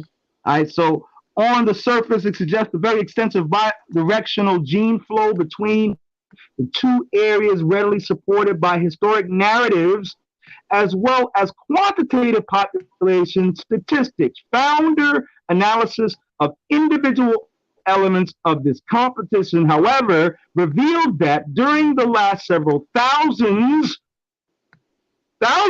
of years, the populations of the Horn of Africa and South Arabia, through sharing in minor part of their maternal means mommy, right? That's booby juice right there. Inherited genomes had received major demic influences from different sources, which they do not necessarily share, including the Near East, India, Northern, Eastern, and Southern East Africa. Okay? So we're talking about Tanzania and going down, even down to Southern Eastern Africa, which we're going to the southern points of Africa, which is the Igbos, who claim to be the descendants. So what is the history of the descent of African descendants in the connection between those who claim to be Hebrew Israelite blood descent in Africa, as opposed to the genealogies that people want to claim, oh, just came after the Greeks decided to create the Israelite religion, which is bunk. Okay, you got to understand this. When we go back to the Ark of Covenant, let me go back to my PowerPoint presentation. The Ark of Covenant is a tradition that has been practiced in Northern Africa for thousands of years, even going back to the Egyptians and the Nubians. What does the Ark of Covenant represent? It represents the traveling of the body or the family, the bloodline, the glory of God, or the people in itself through the Nile Valley. Okay, the Nile Valley. What was at the base of the Nile Valley? Because when we want to talk about bloodlines and we want to talk about maternal bloodlines and maternal blood lineages and try to devalue them because you got a few Israelites who solely lean upon a paternalistic identity and don't acknowledge the female genetic line, although they'll claim that Jesus was born from a virgin. How do we compensate for that with this? Well, at the base of the Nile Valley in Ethiopia was found the oldest bones of any humanoid on Earth about 40 years ago, and the Ethiopian people call her Dinkanesh. The Europeans try to make her look like a monkey. She looks more like Big Mama. All right. And this woman is called Dinkanesh. They called her Lucy. She was found at the base of the Nile Valley. We're talking about thousands of years of evolution, transmigration, adaptation, and genetic amalgamation between a specific region. It would be like if I was living in Long Island and I had a girlfriend in Queens type shit. Pun intended. Okay? So when we talk about the Queen of Sheba, they want to try to say that she had no history, but that's not true, because we already saw here that the Greeks spoke of her in the earliest century, far beyond the Ethiopian Christian claim to the Solomonic dynasty and the story of the Queen of Sheba. Also going into 300 or 100 something BCE. With the Quran, now the ants, and it talked about how she seduced him, raising up her skirt so that King Solomon could see her legs. That don't sound like, a magical story to me. That sound like some real gossip. So while you can sit here and try to make all of your accounts seem like they add up, all of the time when you're bringing up the Sabians, which is Southern Arabia, we've already shown you proof that the genetic scientists show you the genetic cursors and precursors in the DNA that connect the Ethiopians to Southern Arabians and Yemenis through the mitochondrial DNA, through the mother's line. Okay? So when you're talking about Ethiopia, talking about Queen of Sheba, talking about Sabia, understand that this was a larger region back then. It was not confounded or confined to the total geographic location that we look at today on our map. What was considered Kush, Midian, Havilah, that was Ethiopia, and that was a larger span that encompassed also Sudan, what is now called Eritrea, what is called Somalia, what is called lower parts of Egypt. Okay? These people are genetically connected, and there are tribes in almost every single one of them that claim a history to an expulsion of the Hebrews. There is even what they call pre-Abrahamic Judaism practiced in some of the one of the 83 83 gene pools of Ethiopians. Because you got to remember, not everybody in Ethiopia comes from the same family. Just because they say that they all live in the same geographic region does not mean that they all come from the same haplogroups or the same tribes or genetic families.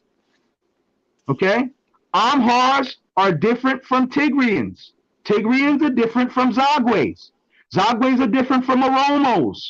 And this is expressed in the scriptures when it talks from going back to Genesis 10. And it talks about the families, right? It talks about him, the son of Ham, Cush, Mizraim, and Phut. Mizraim being Egypt, Phut being Nubia, and then Canaan. And the sons of Cush, Seba, which is where you get Sabians from, Havilah, which is still Ethiopia, Sabta, which is still in that same region, which is like Somalia, Eritrea area, Ratman, Sabta, Ramat, Sheba, and Dedan. This is telling you of a grouping of family lines that are coming from one specific gene pool. Now, again, returning back to Solomon and David, Sheba, you see Sheba right here, right there. You see it? Can you see it? Okay, it says, and the sons of Cush, Seba, which would be Sabians, right? Which is also in the Arabic Saba. 1 minute remaining. Havilah, which encompassed, you go back to Genesis 2. Does it encompass the whole land of Ethiopia? Okay, so here we have these scriptures that are adhering to a specific oratorical geographic region, and it lines up with the genetics. It lines up with the DNA, the transmigrations, and it lines up with a lot of the tales, the stories that people want to solely claim as being apocryphal, or Josephus's accounts of this, and he's not real, and this person's not real, and that person's not real. But what you're not realizing is that the people were real. People believed in their time. All right, the brother came with a solid round. Kyng Seth, this is the bottom of this is the last of the third round. Kyng Seth is going to deliver his third round. Then we're going to go to the Q&A segment of this debate. You got it, Kyng Seth. Can you hear me? Yes. Share my screen, please.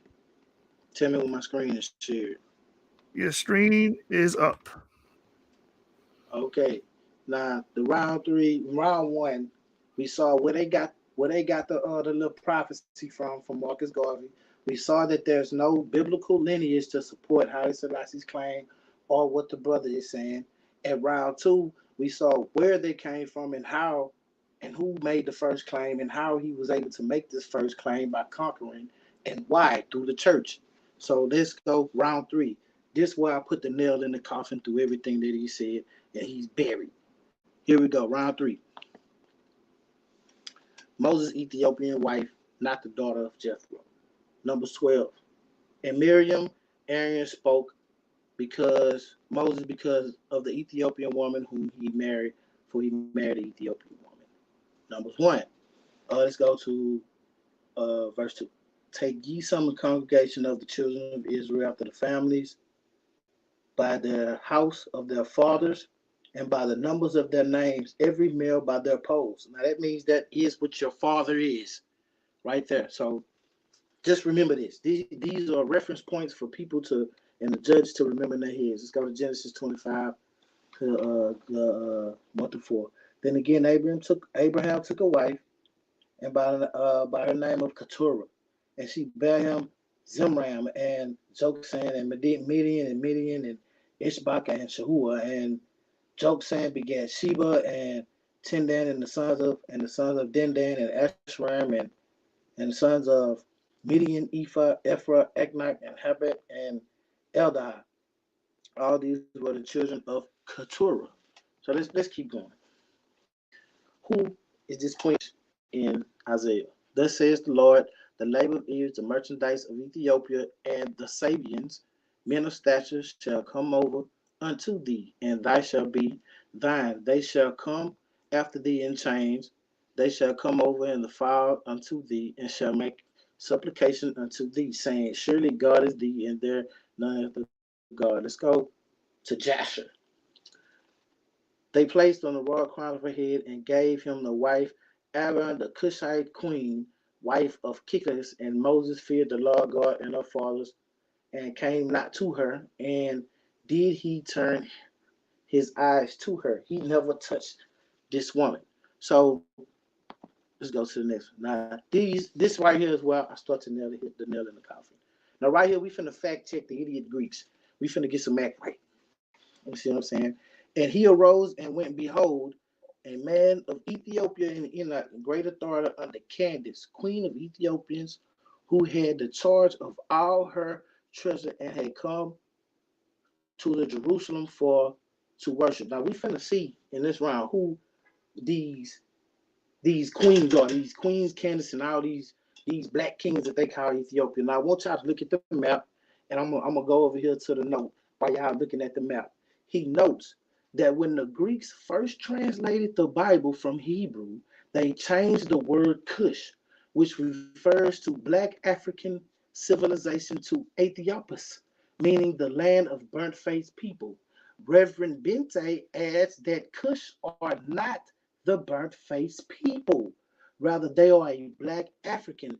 Therefore, Ethiopus in Ethiopia is a racial slur.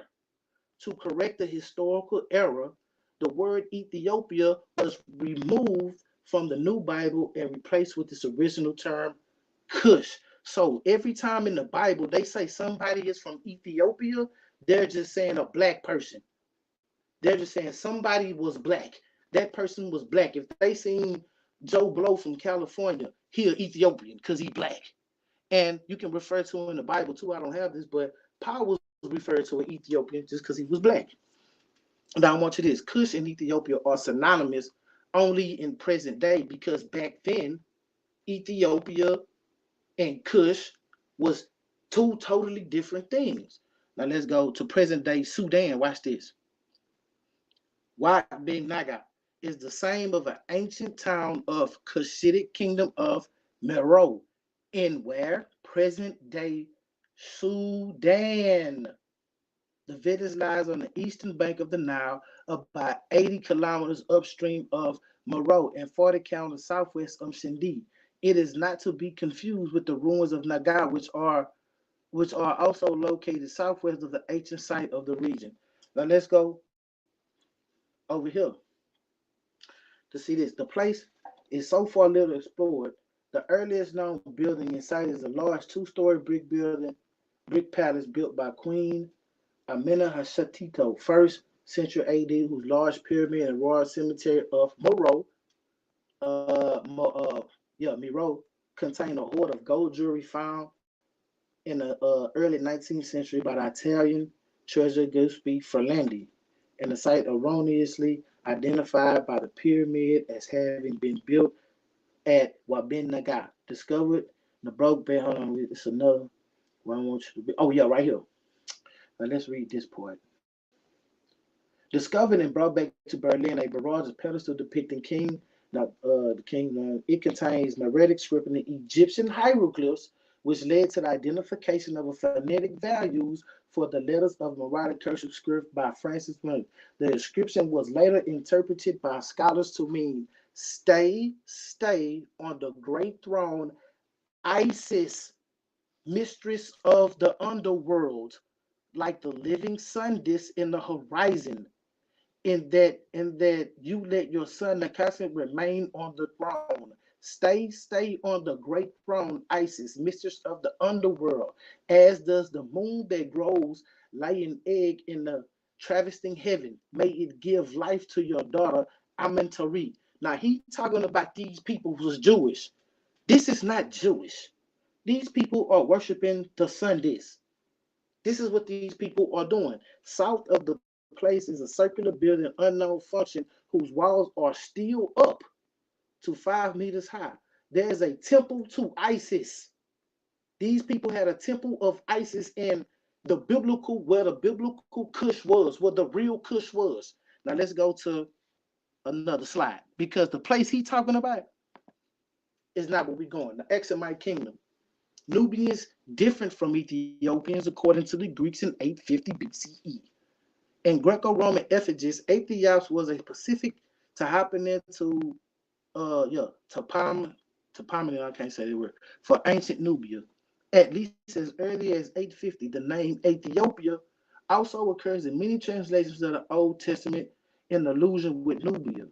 And the ancient Hebrew texts identify Nubia instead of Cush, because Cush, Nubia, Ethiopia was different places. However, in the New Testament, the Greek Aethiop does occur, referring to a servant of the Candite, queen of Cush, following the Hannetic biblical translations. Now, I want y'all to go where it say, check this out.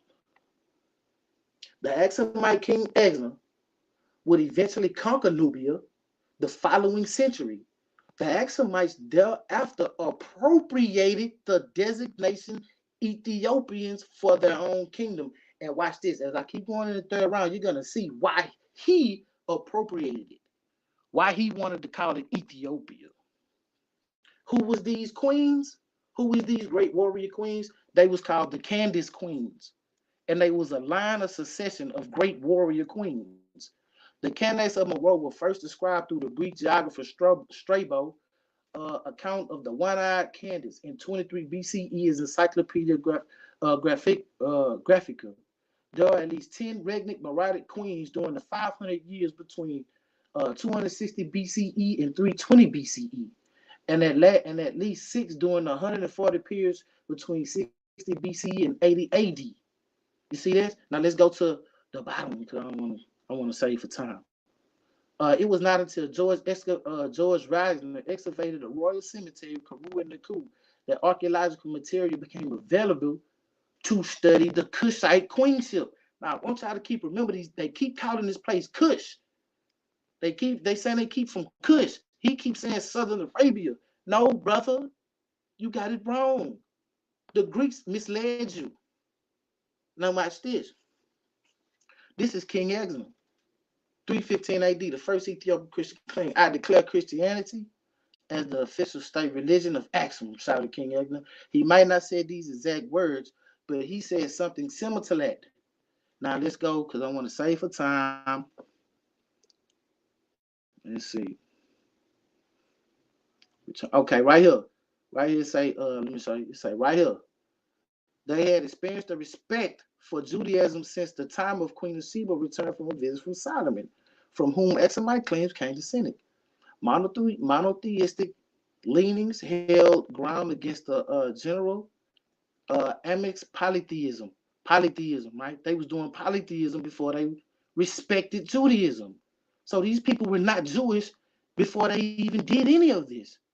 Many Jews found their way to Ethiopia after the Great Diaspora of 70 AD. The religious shift allowed shipwrecked Christians to enter into a field ripe with conversations.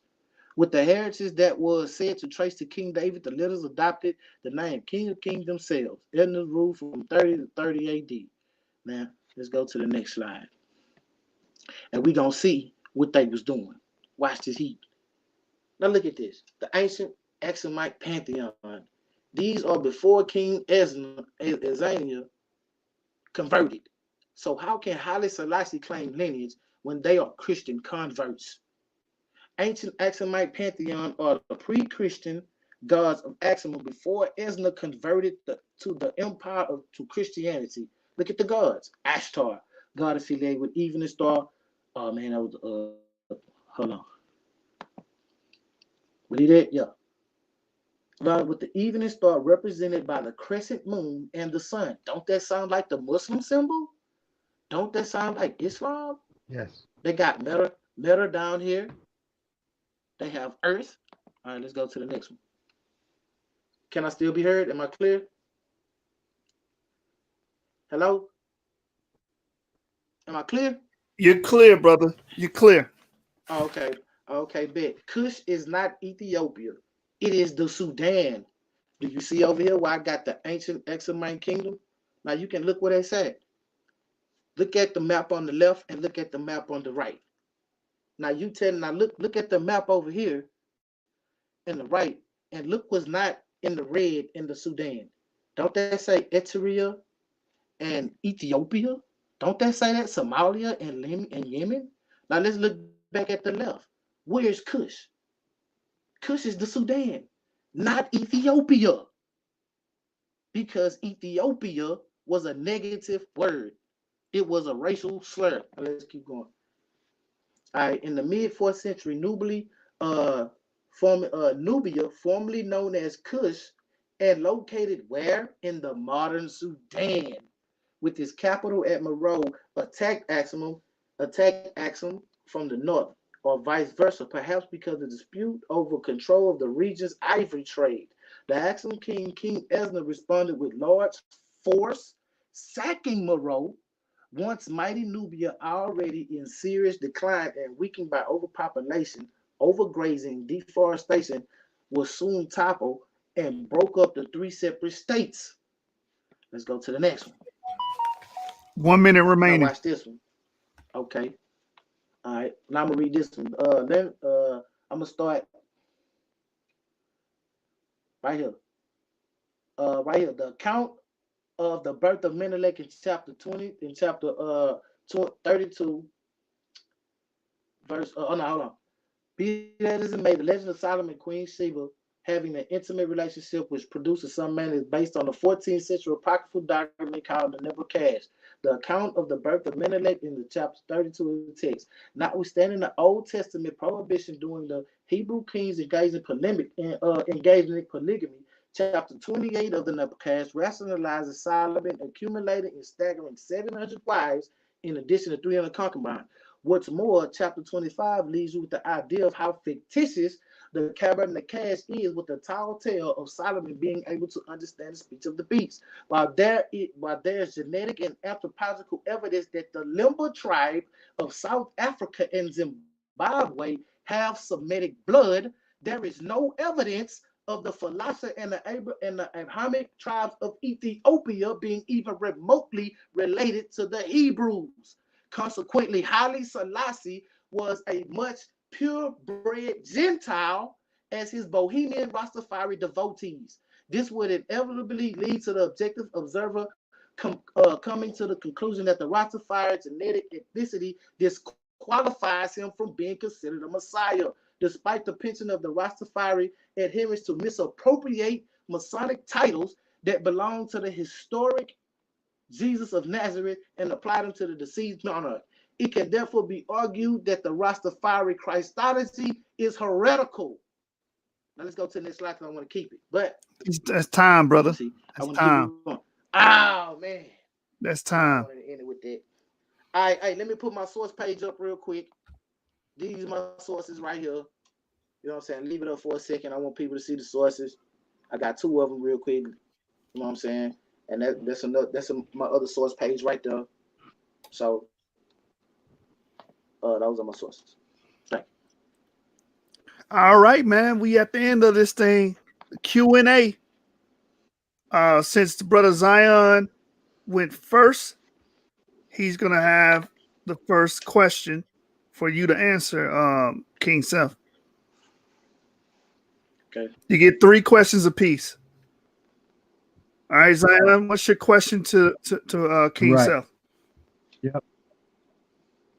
So, Kyng Seth, so when you keep on stating that Sudan is different from Ethiopia, are you stating that there is no connection between the Sudan people and the Ethiopian people in antiquity? All right, Kyng Seth, you got 2 minutes to answer. Go ahead. What I'm saying is that like the man said, Ethiopia and Ethiopians was a racial slur. So anybody that they seen at those times, they would call it Ethiopian. If they seen you, they would call you Ethiopian because you're black. It's a racial slur. Yes, it was different. It was a different place. It was a different because the The Candaces could have came from the Sudan. They could have came from South Arabia. They could have came from the Congo. They could have came from anywhere. They just said the Queen of Ethiopia. How do we know? Just like I just said, Ethiopia was synonymous with black people. Just like the Nigger word. It's the same thing. The man just said it was a racial slur. Okay. I yield. What's up? All right.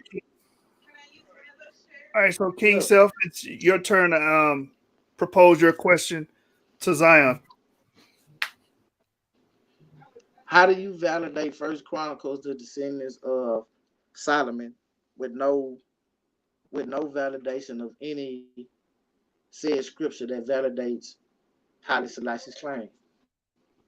That's absolutely incorrect. First and foremost, you keep on making that statement and in ignorance, like, or ignoring the fact that I keep on showing you throughout the scriptures that the patriarchs, even Solomon and David, married Ethiopian women. I showed you through Genesis 10. You cannot use the term Gentile in the form of the Ethiopian people, because I've found a Greek scripture coming from Flavius Josephus himself, stating that the Gentiles, specifically the Romans and the Grecians, okay? So when he spoke of the Gentiles, Romans and Grecians were the ones who were described as the Gentiles. Prior to that, in Genesis 10, only the children of Japheth are described as Gentiles. The problem that you're having here is that you want to try to separate the different families, the 83 different tribes in Ethiopia. You want to try to group them all together and say that they're not of Southern Arabian bloodline, Israelite bloodline, Sudanese bloodline, even though I've stated multiple times, and I read specifically from this document, Ethiopia and Sudan are largely agreed upon by most linguistics as the Afro-Asiatic Yerhaimate. Okay, the first recent linguistic studies of the origin of Ethio-Semitic language seems to support the DNA findings of immigration from the Arabian Peninsula, with the recent study using Bayesian and computational phylogenetic techniques finding that contemporary Ethio-Semitic languages of Africa reflect a single introduction of early Ethio-Semitic from Southern Arabia approximately 2,800 years ago. Okay, so this is including Sudan, Somalia. Now, when you keep on throwing Eritrea in there, understand that Eritrea has only been a state for the last maybe 20, 30 years. It was not Eritrea prior to that for ever. It was never Eritrea until the Eritreans fought for their own freedom as a cultural genealogy of a people who lived in a specific region called Ethiopia. Now, regardless of whether you want to try to make this a reflection of the term Ethiopia being a derogatory term, a racial epithet, or a racial description, specifically being broader than simply a specific region, I already showed you that before with the genetics. Okay, linguistics reconstructed. Time. Okay. You got 2 minutes to answer. 2 minutes to answer. Now it's your turn to pose your second question to Kyng Seth. All right. So, are you saying that there is absolutely no genetic relationship, no familiar relationship through haplotypes, haplogroups between the Amhars, the Falashan Jews, the Yemeni Jews, and the people who are considered the Kes or the Kesen?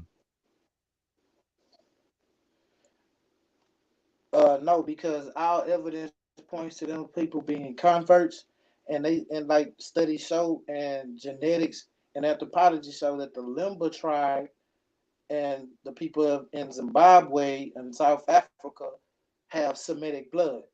So you're saying the people that's in Ethiopia have it, which they don't. They've already did the study. They don't. And these people that you're referring to, when they say Cush in the Bible, it's not Ethiopia that you're talking about. The King Ezra, he conquered these places and called the collective Ethiopia. Turkey was part of the Roman Empire, but that don't mean it's wrong. Do you understand what I'm saying? Just because you called it something don't mean that that's what it is. And that's what the Greeks did with everybody that was black. They called them Ethiopia, like the man said. Cush is not the land of the burnt face. It is an African nation.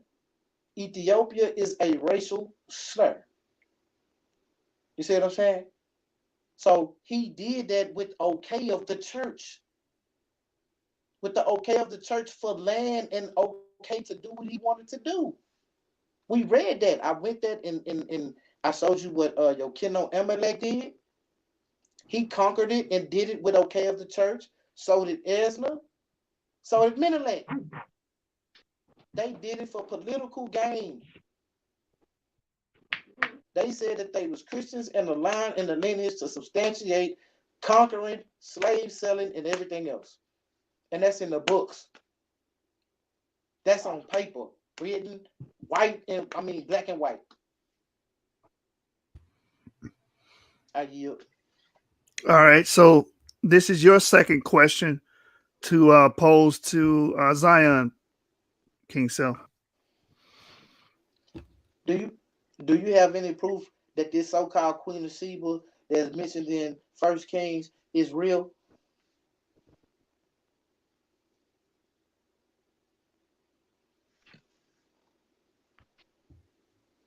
Xion, did you hear the question? Is that a real question, bro? You just actually answered your own question. You said in First Queens. What do you mean? Yeah. In first. I showed you. I went back to. Okay, so watch this. If you go back to, there is a old. Hold on, let me see if I can find it for you. An old biblical Bible map with the biblical names of the land areas. I read this one time when I was maybe I don't know, maybe I was like 12 or 13. It blew my mind because what it did was it showed me that specific areas in the Bible are related to names of people. This is supported in Genesis 10. Okay? Go back to Genesis 10. Genesis 10 is kind of like one of those, things on a map. It gives you, it's like a compass. Okay? When it comes to genetic family lines, Genesis 10 is a compass. Okay? Because at the end of it, it always says, by these were divided in their lands, everyone after his tongue, the linguistics, after their families, we got genetics, after their nations, we got geographical locations. Why does Genesis 10 state this? So when you start breaking down the family trees in Genesis 10, regardless of whether you want to validate them, whether they're accurate or they're as fallible as the minds of those could understand at that time, they made a fairly descriptive pattern of family lines. Okay, but here, sons of Ham, Cush. I'm saying Cush is still that area. Sudan, Ethiopia, Eritrea, Somalia, Libya, and what they call northern Egypt, which is technically now southern Egypt, was a part of the Kushite Empire. All right, They were the same people. Time. All right, third and final question, Xion. This is your third and final question. Go ahead. So, all right, let me think this question out properly. You still state that there is no evidence, even though I provided Ethiopia 45 times, proved that Sheba, Dedan, Ishbak, Cush all represent Midian, all represent Ethiopia. You'll still deny that Ethiopia is a part of that geographical location and the narrative, the story of the people, that Ethiopia is not in the Bible at all. That's what you're going to say.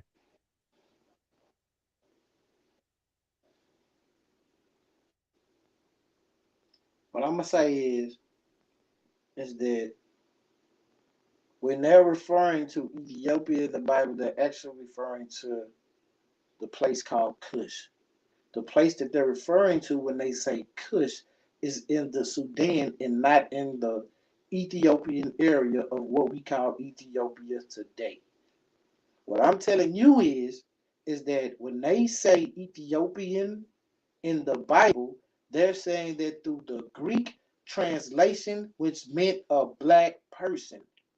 When they said Cush, they were speaking about the Candaces of Moreau or whatever, but they were not speaking of Ethiopia where Halie Selassie was born. They're not speaking of that place. They're speaking of the Cush of the Sudan. Now, All right, Kyng Seth, this is your third and final question.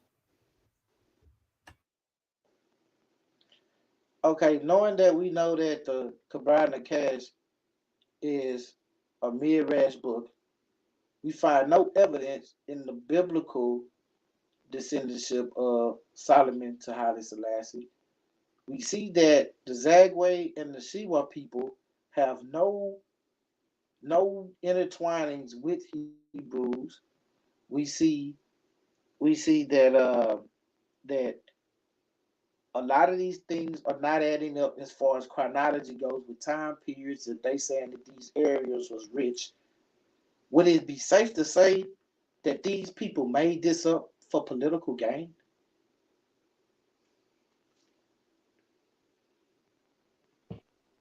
I have to object to every single leading question that you just asked, and basically under the present premise that is argumentative.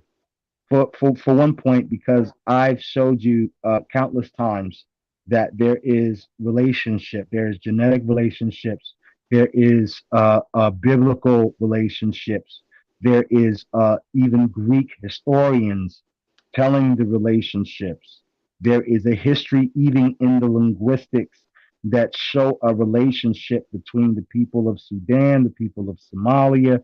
If you even live around, because I live in Syracuse, there's Ethiopians and Somalis and Sudans all around us, and they have similar features. Just like if you went to Asia, Asians have similar features, but Asians can tell the difference between somebody who is Korean if they're Chinese, and a Chinese person could tell a difference between somebody who's Japanese, somebody who's Laos, or somebody who comes from Thailand or whatever.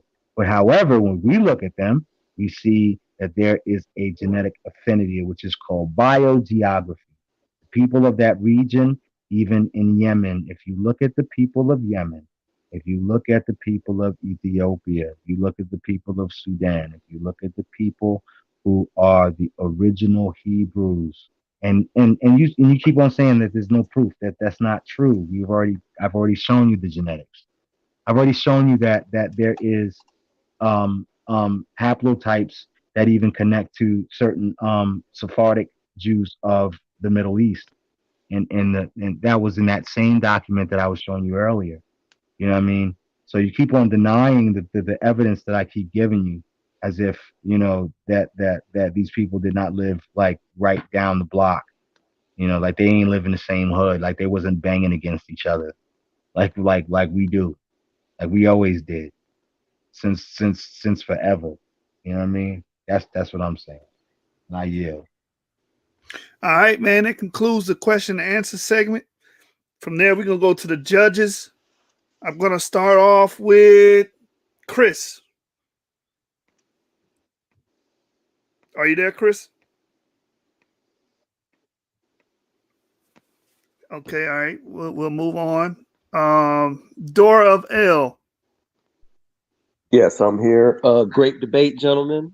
I just want to say, brother, what's your name again? Xion, brother Xion.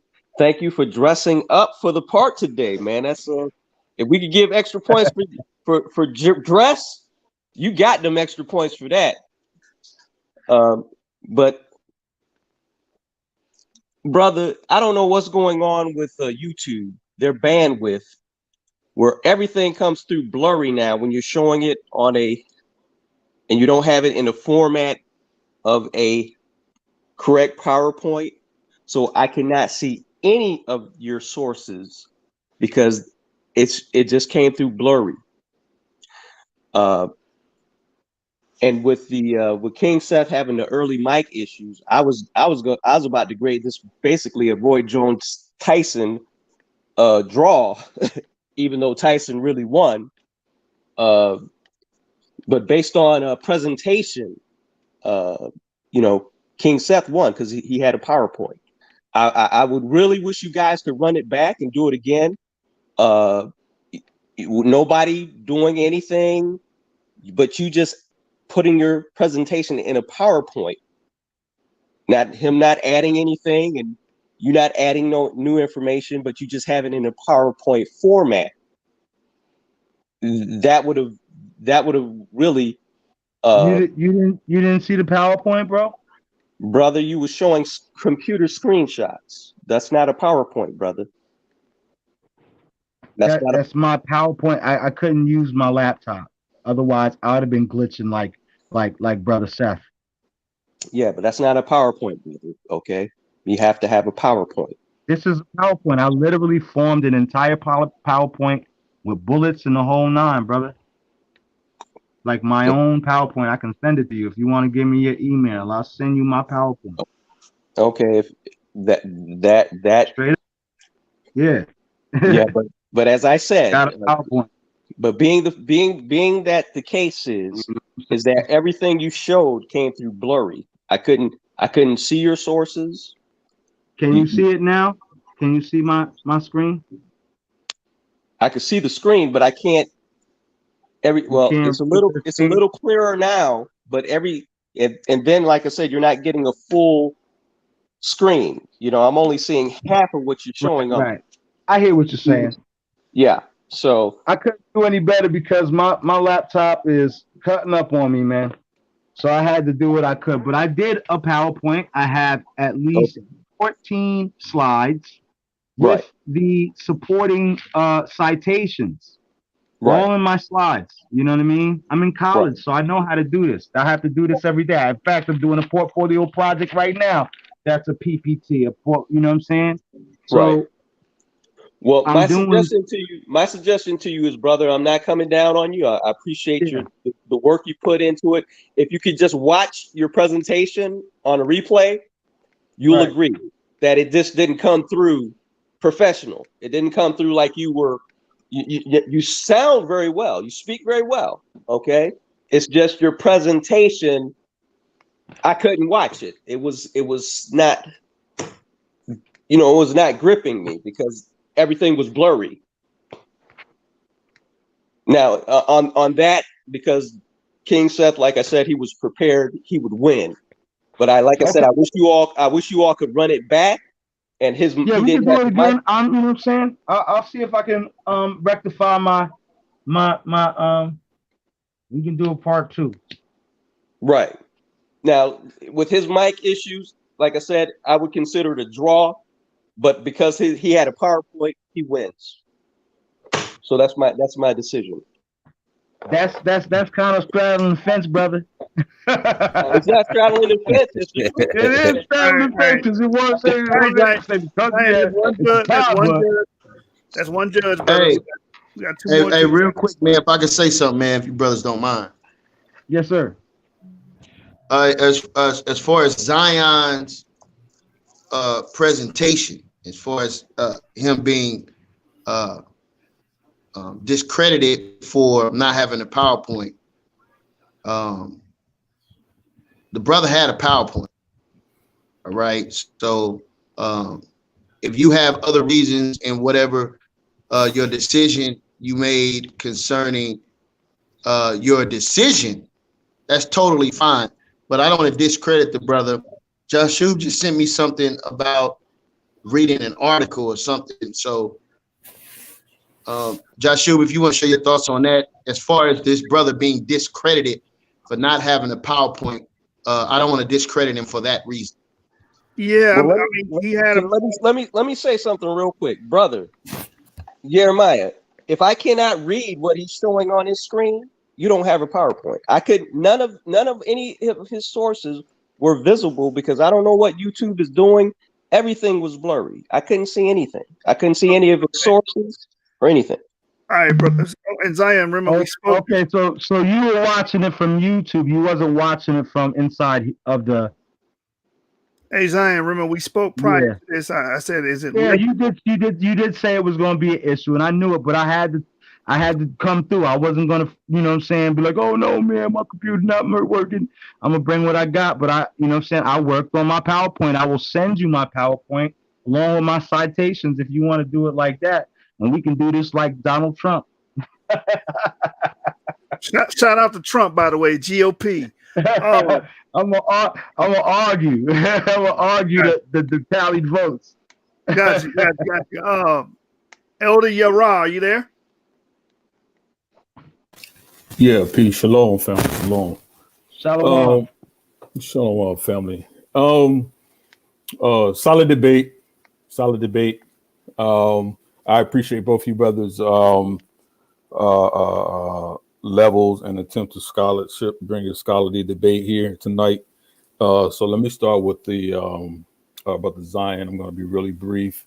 He brought out some things in DNA. He went into some of the and showing the geographical locations of the Ethiopians and talking about Eritrea and dealing with those people in that area, when it really is talking about the Habesha, or some say the Habesha, in those lands. He took his time to show the differences in that. He also went into the biblical narrative as well to support his claim. And I thought, he did a good job at presenting his information. I did see, your PowerPoint and the information you brought out. I don't really care if you're showing screenshots or whatever. Information is information. He cited his sources, so for me that's adequate enough. So that's fine. But I will say this: I don't think that he made any connection to Solomon and Halie Selassie, which is what I was looking for. Even though the information he brought was solid, I don't think he failed. I think he failed to do that. Going on to Kyng Seth, some of the things that he brought out was conjecture, but one here, and that I think he really hammered home, was that there's actually no documentation. On the flip side, the brother Zion agreed with that there was no documentation or anything connecting Solomon to Halie Selassie. You actually said that during your debate. to give my vote to Kyng Seth. I thought that the information that he brought out, he stuck with his premise. I think that he got in a little bit of muddy waters in regards to the scriptures. But I think that going through the entire debate in the body of work, I think he brought the better argument tonight. So my vote goes to Kyng Seth. Peace, family. All right. The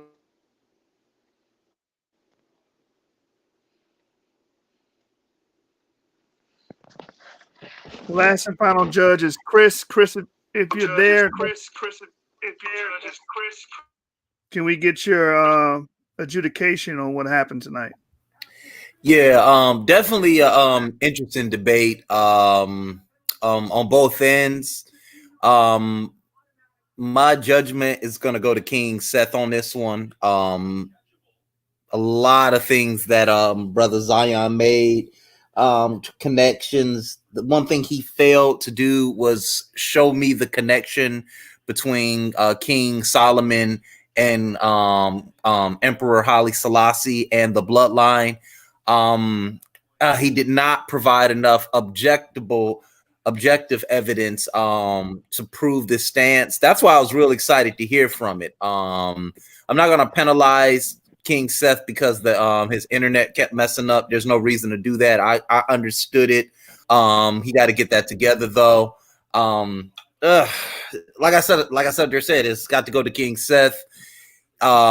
He held his negative position the best that he could. The evidence was on Brother Xion. Brother Xion, had you provided evidence, objectifiable evidence that showed a link between the two, you win this debate right offhand. Very well done articulately, but unfortunately you just didn't give us any evidence showing the connection. So mine goes to Kyng Seth. I'm real interested to hear from you again, but I got to go with Kyng Seth on this one. All right, man. The judges adjudicated and they picked Kyng Seth as the winner. You understand? So the Texas Rattlesnake is back at it again. What's that? 2 consecutive wins? He's trying to get a third one and try to take my belt. We'll see. We'll see about that, Kyng Seth. But Xion, you did an excellent job, from my opinion. I think any takeaways from it? Yo, what's going on? What was you gonna say? I was just gonna tell the brother I wouldn't read directly from an article next time. I would, kind of put that into my presentation, and I will also. My bad, Joshua.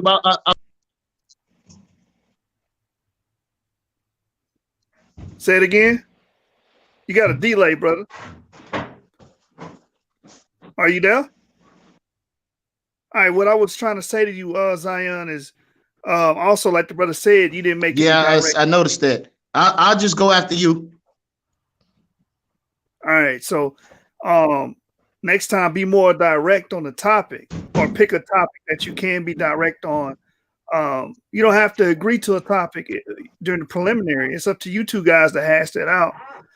And I feel like if you would have been more direct, the outcome would have, could have been in your favor. Let's put it to you like that. Go ahead, Jeremiah.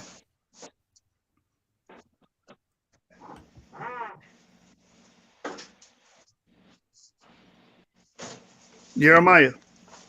Yeah, can y'all hear me? Yeah. Yeah, man. I just wanted to address the PowerPoint situation because my phone went dead, man. I didn't get to hear what the brother was trying to say. We created these rules for a reason and a purpose. The reason that we created these rules, which was myself and the rest of the board members at the source, is because we wanted to raise the scholarship of our people. We wanted to separate ourselves from rhetoric wars, you understand, and give certain validation for the people to see credited sources. Why Because this is the source. When we bring judges in, it's not your job to judge whether or not a PowerPoint qualifies. That's not why we have you guys here. We have you guys here to judge the information, to judge the debate according to your perspective, right? So when it comes to disqualifying or qualifying someone based upon the lack of PowerPoint or not, that's up to the board, all right, of the source to make those determinations. So I just wanted to make that clear to cut up any confusion concerning what PowerPoints qualify here at the source. Anything you want to add to that, Jashu? No, that was well said. I think what would avoid and what could have been avoided today is if you give us a heads up on computer issues, because we didn't know the brother had the computer issue, but like Uriah said he could actually see it, but Dorvell said he could not see his presentation. He couldn't tell what he was reading from, so that's what caused the discrepancy. You know what I'm saying? So if y'all can just let us know and we can try to work something out. I could have showed your PowerPoint on my end. You could have emailed me and I could have showed it on my computer. You see what I'm saying? But it's all good. We were able to execute, and you're right. It should be determined by the board. I agree. Yeah, I did send Yashu the a screenshot to show him that everything was coming through blurry for me. So I'm not trying to, say that the man was not prepared or anything like that. But if I can't read it, you're unprepared. I couldn't read anything. I couldn't see your sources. I couldn't see anything. So, and I did show Yashu the screenshot of how everything was coming through blurry. And I'm on StreamYard, so I'm viewing everything through StreamYard. So,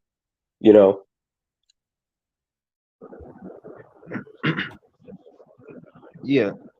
Shalom, family. This is General Yashar, one of the founders of the league. Shalom, Mark. Shalom, Elder. So this is very important, family, for us to. This is a learning moment for us, right? A growing moment for us. That at the end. Me, I could have shown it on my computer. You see what I'm saying? But it's all good. We were able to execute, and you're right. Who's having the delay? Who's having that? Who's that? That's Yermia. I agree. Yermia, I did send Jeremiah. The Jeremiah. All right, are we clear now? Yeah. So right, what I was just wanted to say this.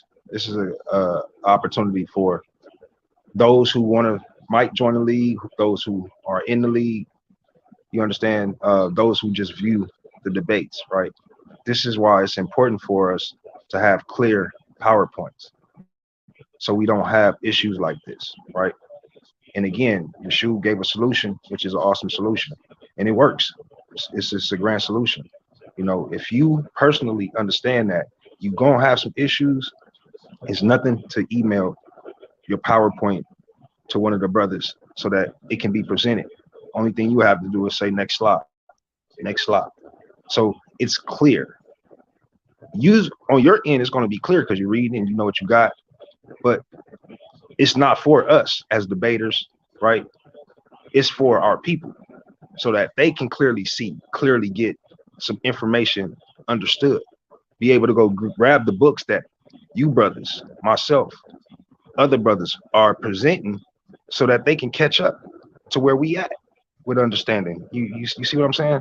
So I understand what Jeremiah is saying. I understand what the Dorel is saying.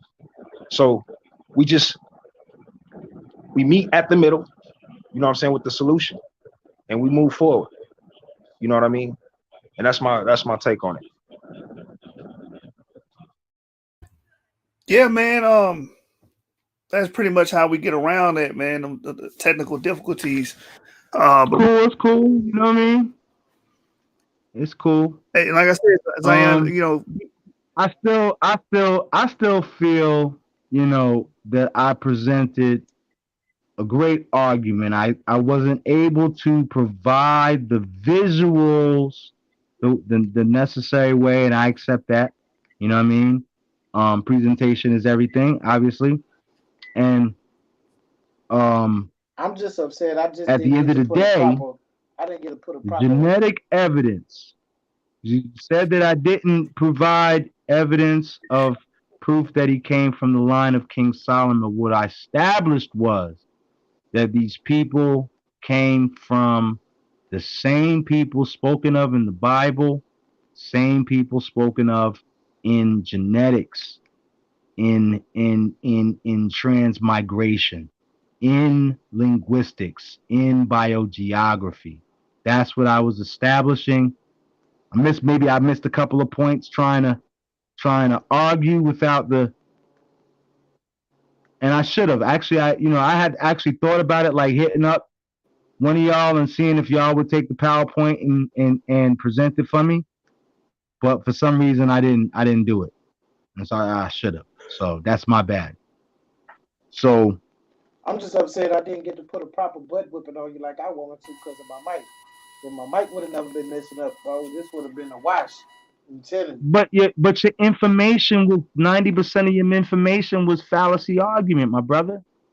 I mean, no, it wasn't. I showed you the source. Like the whole thing when you first started, your whole opening argument went to the Rastafarians and their beliefs. And this has nothing to do with the Rastafarians. What I was stating has nothing to do with Rastafarians at all. Rastafarians utilized a specific cultural belief that existed in Ethiopia prior to Rastafarians, but however, that's neither here nor there. That's hey, do we want to run this back where you give your presentation?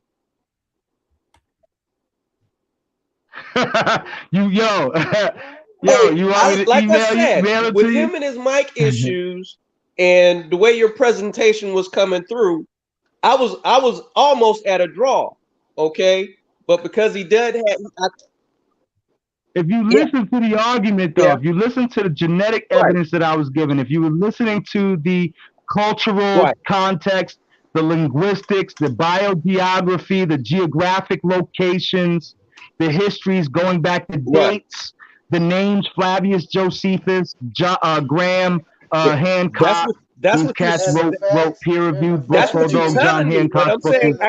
But I gave sources. That's what you're telling me, but I got to be able to visually see those sources, though. I couldn't visually see them. Right. I hear you. The facts still remain. Y'all made it up. Real talk. That's the fact. You made it up. Here's one thing I didn't argue, and I'm going to say this. I'm not requesting nobody change that. But one of the issues, one of the things that you have brought up, I don't remember the brother's name who was just speaking, but you said that I didn't make a connection between the Solomonic dynasty and the Ethiopian dynasty.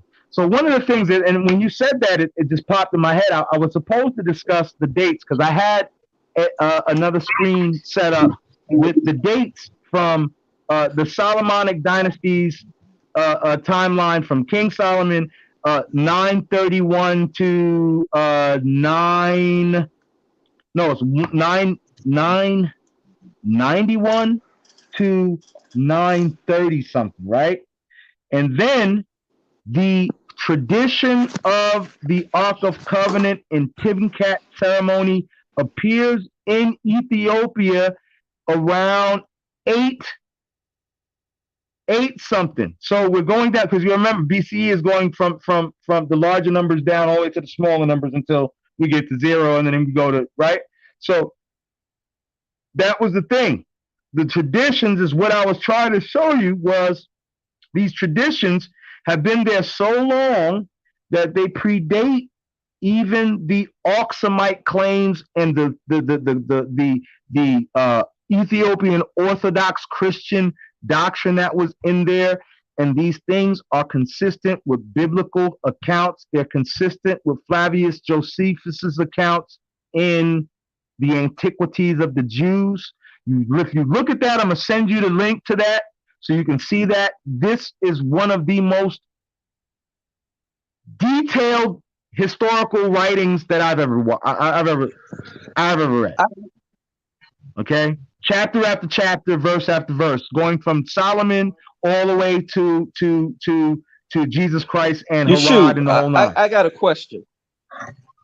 Okay, brother, what's going on?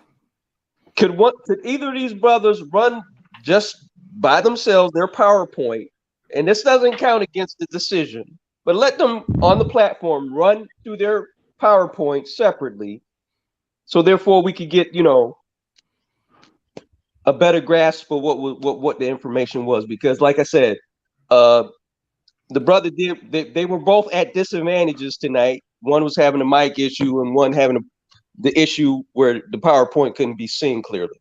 So I think that would be a fair toss up if you guys would agree to that. Or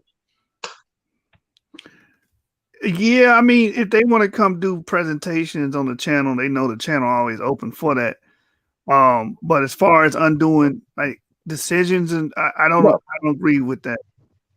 No, I'm not even looking for the decision to be undone. Just to do the PowerPoint. You know what I'm saying? I can do, yeah, we can re-argue this actually, or we could even, you know what I'm saying? Because I found like 5 or 6 different issues with his argument that I could turn into a whole new debate. Yeah, I mean, if you want to have, if y'all want to run, I don't think running the debate back with. No, we don't have to run the debate back. You know what I'm saying? It's in perpetuity. He won this debate, and that's what it is. Right. But if y'all find another topic that y'all want to branch off of, maybe we can discuss that in the future. He was simply wrong about the genealogies. That's where he was wrong. That's where he lost. So do y'all want to what I was trying to argue. do the genealogy? And maybe I didn't get that. I didn't put want to that specifically just do the genealogy then, and that's it. Hell, we just debated that. That's the name of the damn debate. that way though. What I'm saying. But if you missed the point, that's what I'm saying. If you missed the point because I wasn't able to present my evidence and my presentation, you know what I'm saying?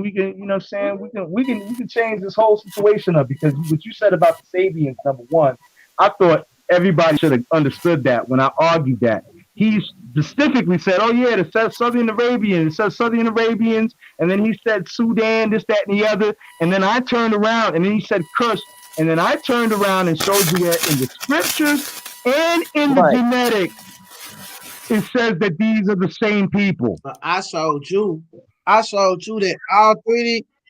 How do you get past the haplogroups? How do you get past L3 and L2? How do you get past that?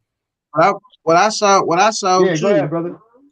Was that all 3 of these places that you trying to name, they trying to call Ethiopia, bro. When Ethiopia is just a word for black folk, man.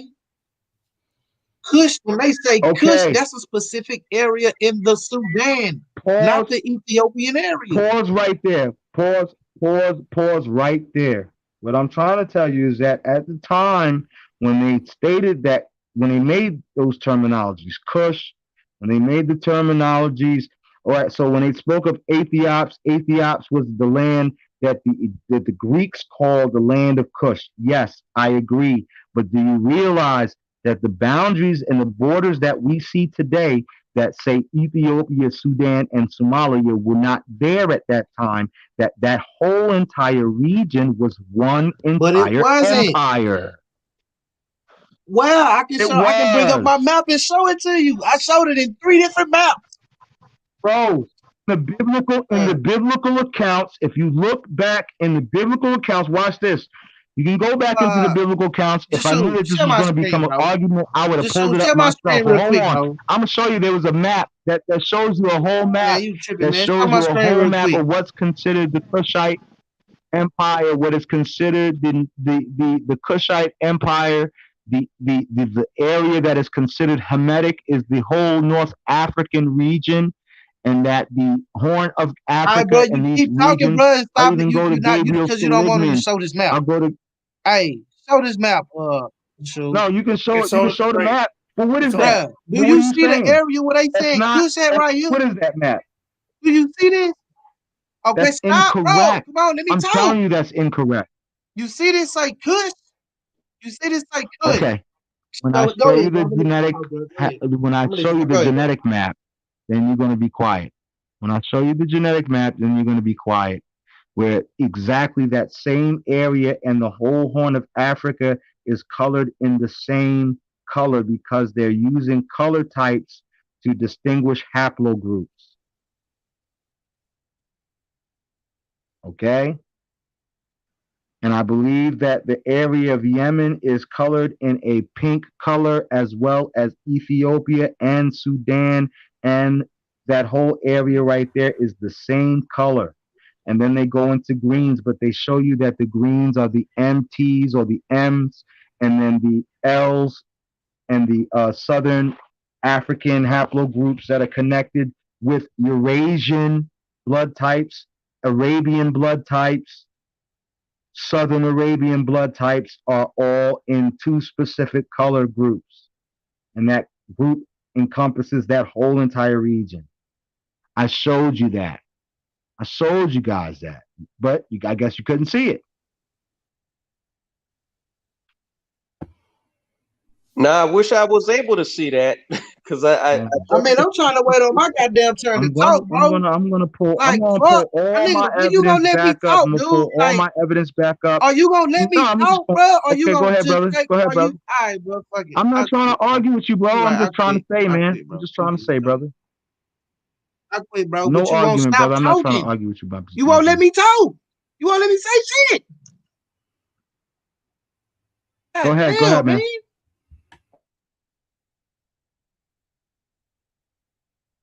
Is my screen still shared? Yes.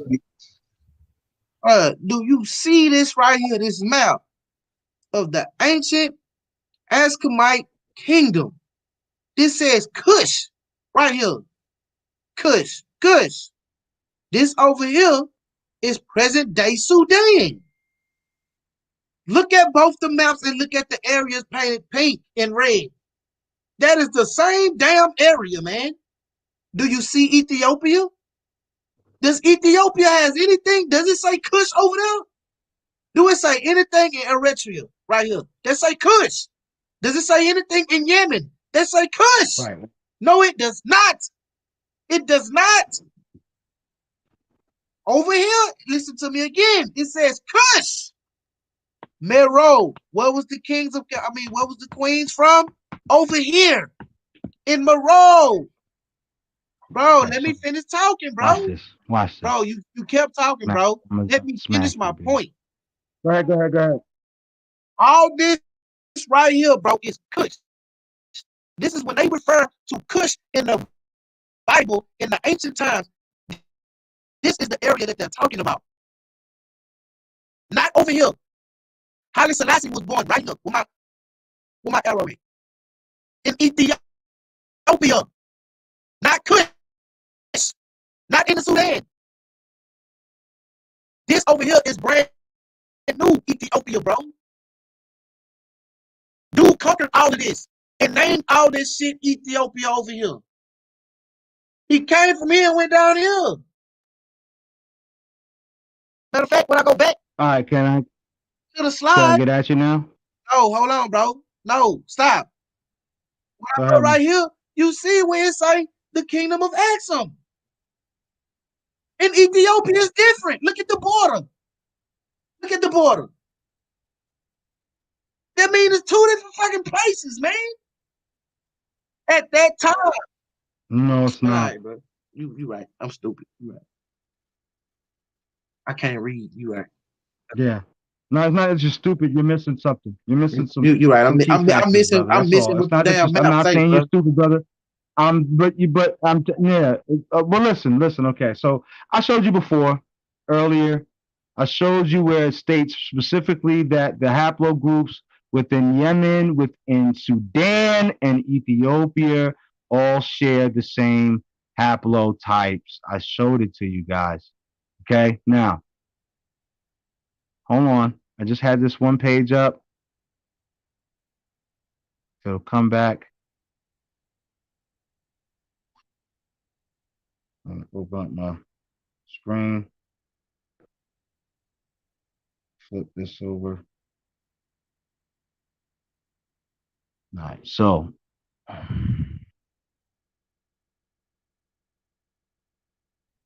right, so what we doing, man? Y'all still hashing this out?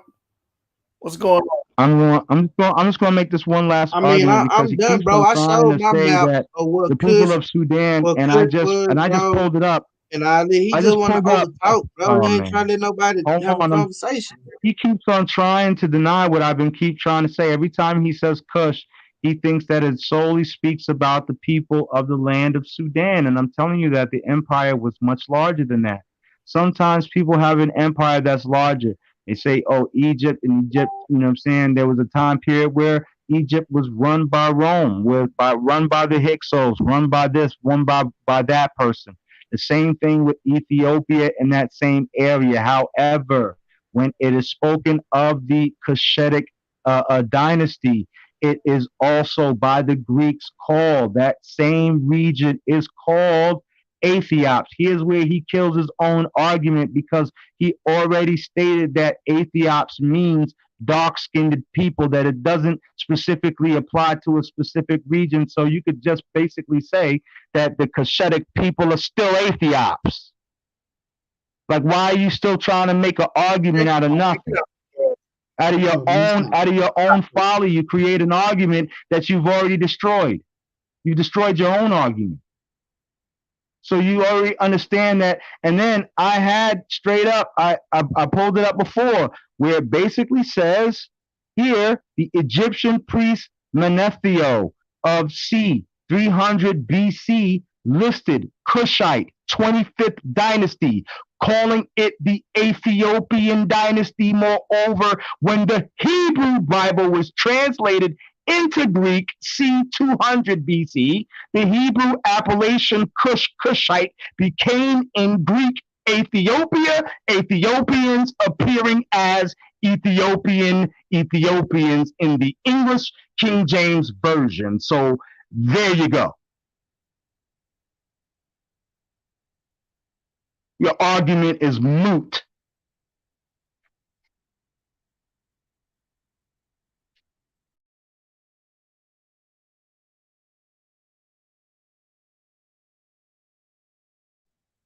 That was a good source, my brother. Now, what would be interesting if y'all switch positions then and run it back? Y'all switch arguments. Because like I said, I think that would be fair because like I said, because the mic issues and, the presentation issues, I think that would be fair. Y'all run it back. Y'all just switch positions.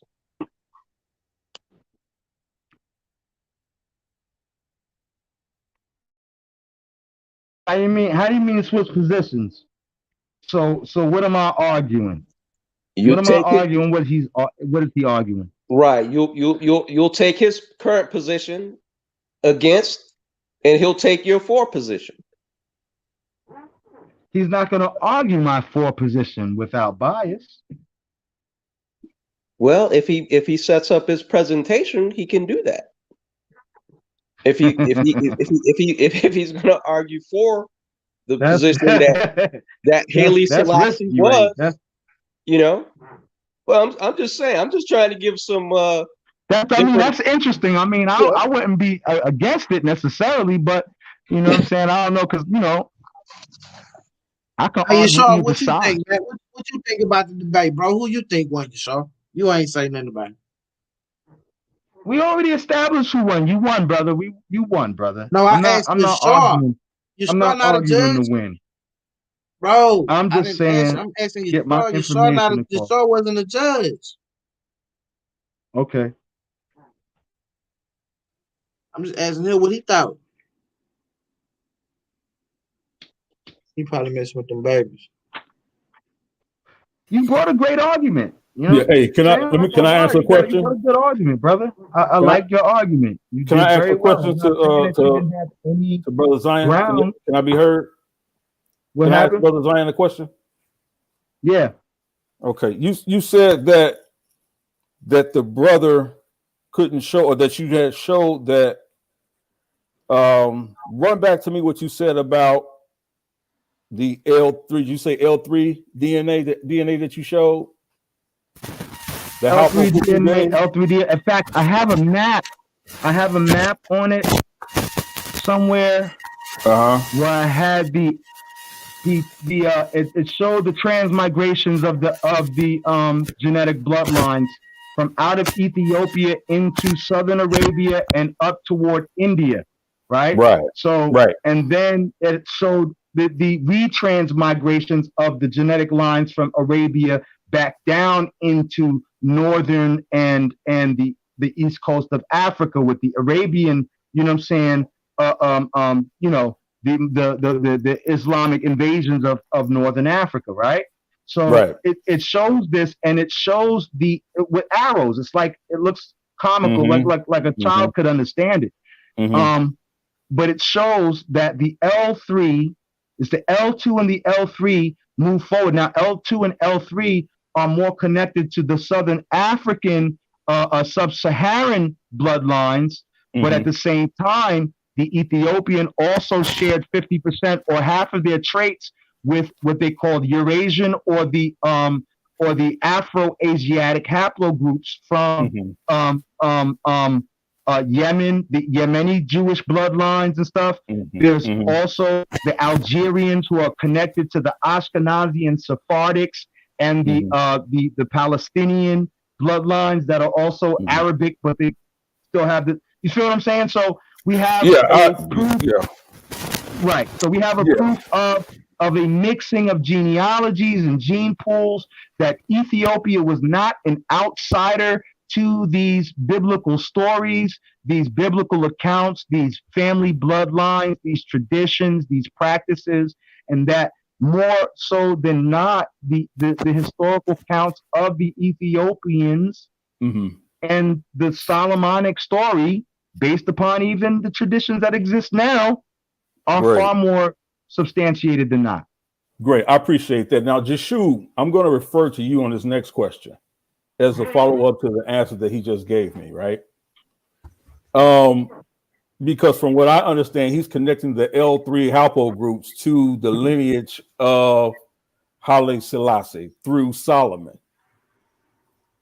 Jeshu, is it your understanding, is your premise in regards to the haplogroup, would that be considered, L3 be considered a Shemitic haplogroup? Wait. Solomon, hold on. Time out. And would Solomon be of the L3 or L haplogroup? That's Sheba's line. L3 is Sheba. We're talking about the mitochondrial DNA, right? So now you're talking about mitochondrial. Right. It's a different from the Solomon, but Solomonic bloodline is the Eurasian that they're speaking of. The bloodlines that are coming from Israel are the bloodlines mixing with the L3, mixing with the Igbo, those Southern African and Kenyan bloodlines. Can you show me that? Can you show me that admixture? I gotta find that. Hold on, I'm gonna show you the map. Hold on, I'm gonna find that map. I'm gonna find that map for you, bro. Actually, he's right about the L3 being Eurasian. Right, I agree. And migrating back in, but the problem is that's the mitochondrial. It's the mitochondrial. That's what I'm saying. But that's what I was showing y'all. Remember, if you remember, my first post here says, what does it say? What's the title? I'm gonna show you the title. It says specifically the Ethiopian mitochondrial DNA heritage. And this is coming from the mother's line. Yes, he brought up the issue of the mother's line, but in specific cultural, the genetic issues, when it comes to the mitochondrial DNA, the mitochondrial DNA is relevant. It's not irrelevant just because You know what Not I'm saying? in Hebrew Not irrelevant. narrative. It's But not irrelevant. that's the Not point. in the Hebrew Hold narrative, on. but we're Hold on a second. talking about. Well, hold on. We're talking about a We get that, brother. amalgamation of two Brother, different we get that, brother. The cultural question, groups. I get that, but what you didn't show in the point that he brought out is that you still have not shown me a Shemitic admixture. Wait, I showed you in the linguistics. Wait a minute. No. I'm not. No. I want for you to show me Solomon's admixture. One. Here's the deal. How am I showing you an admixture for some bones that don't exist? Exactly. You can't. This man just say Solomon don't exist. Here's the problem. Watch this. Wait, watch how I watch. Hold on. Stop. Hold on, Elder Uriah. Hold on, let me say this. Come on, man. Zion, he gonna keep talking. Stop talking. Stop, chill out. Elder Uriah. Yes, sir. Did this dude just say Solomon don't exist? That's what I heard. He said he didn't have the DNA evidence. All right, but you have to understand the context. You have to understand the context of what I'm saying. For some bones that don't exist. That's the next debate. Right. So watch this. Listen very carefully. Listen very carefully. All right. One of the issues with the Solomon story is that the names do not reflect the actual people who existed at the time. I said it before and I said it again, that there are these historiographs or whatever.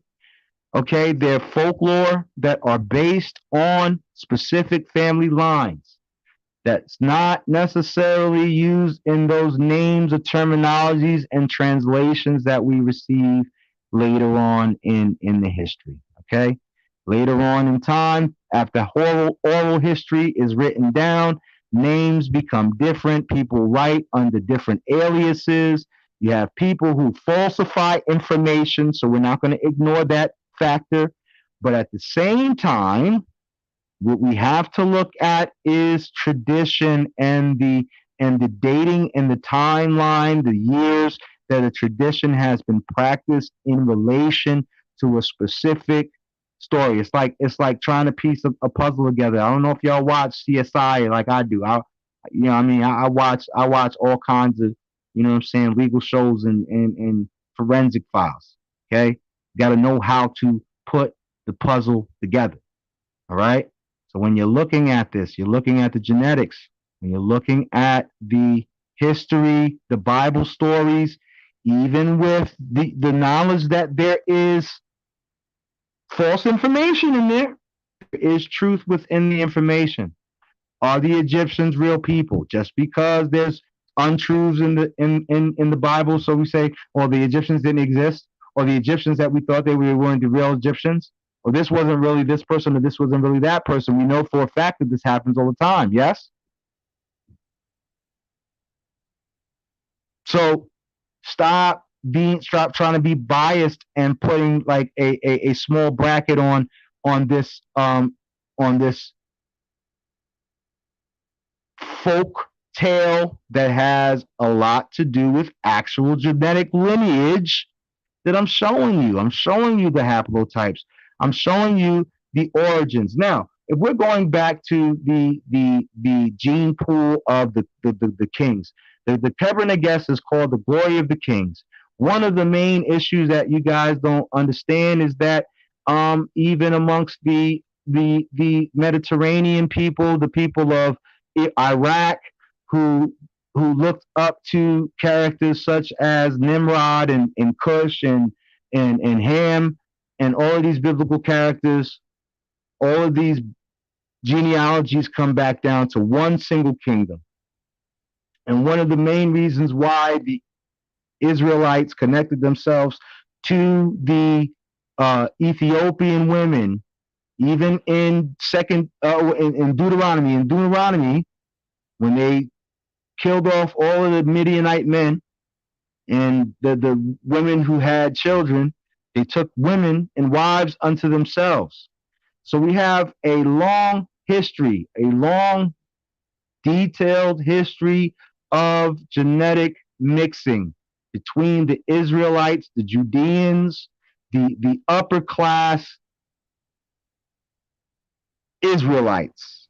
And I agree from a genetic standpoint, but the problem is in a debate.